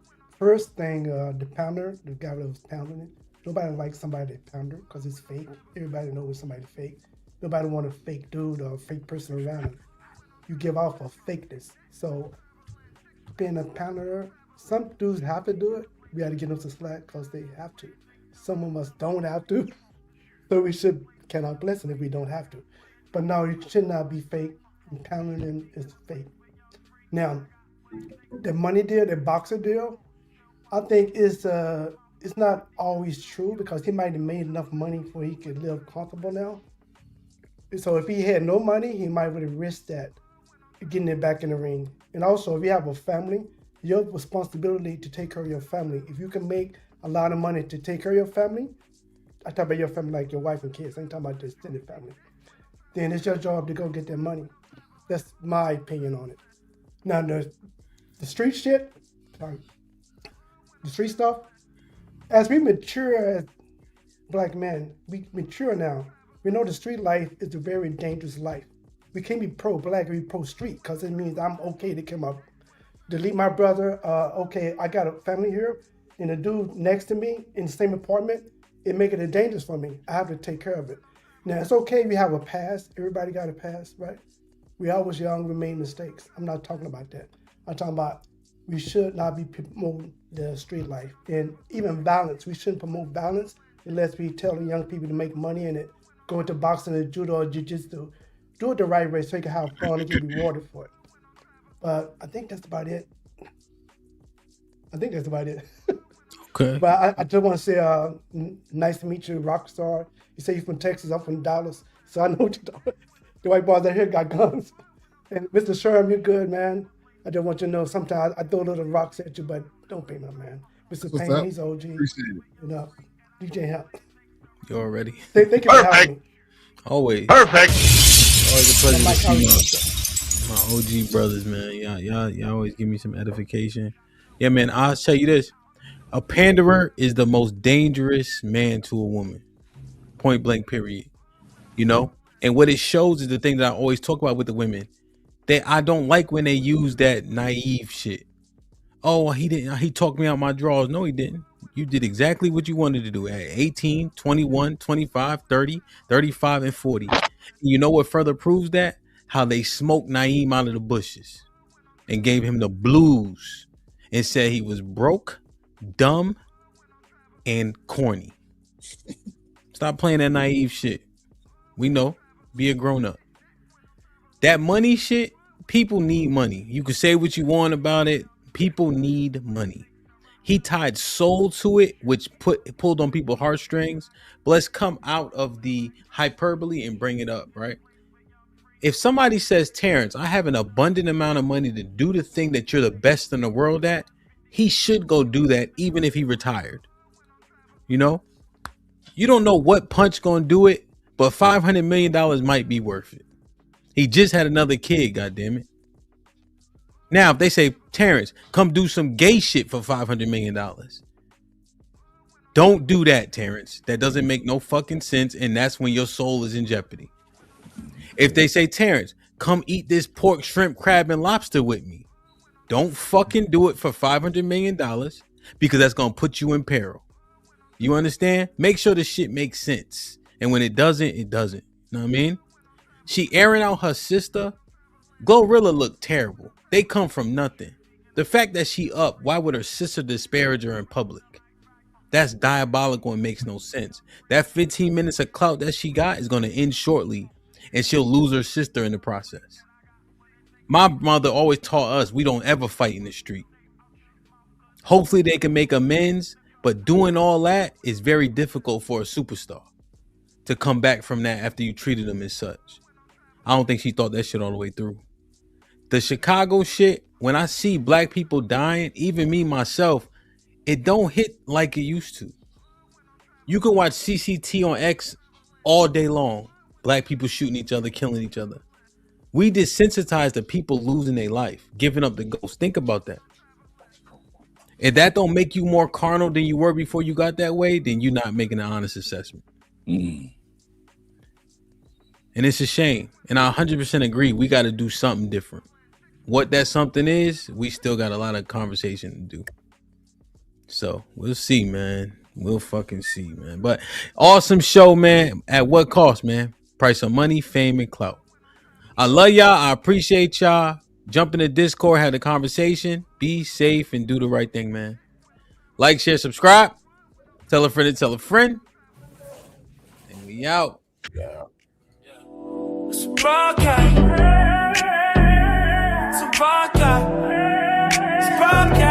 Yeah. Like, share, subscribe, tell a friend to tell a friend. DJ Hamp about to go live again. So hit the likes, my friend, on your way in. First off, salute the chat. And to all new cousins, welcome back. Heard you searching for the real. Well, this is where it's at. The latest topics and panels and brother, don't get sent to the bathroom. We got all the stats too, back to facts in the morning or the afternoon. Tuesday, women's POV, 2 Fridays, dancing jamming tune. It's a community of real, and we better than the world news. This might be risky. I hope you know. This might be risky. Let's go, let's go.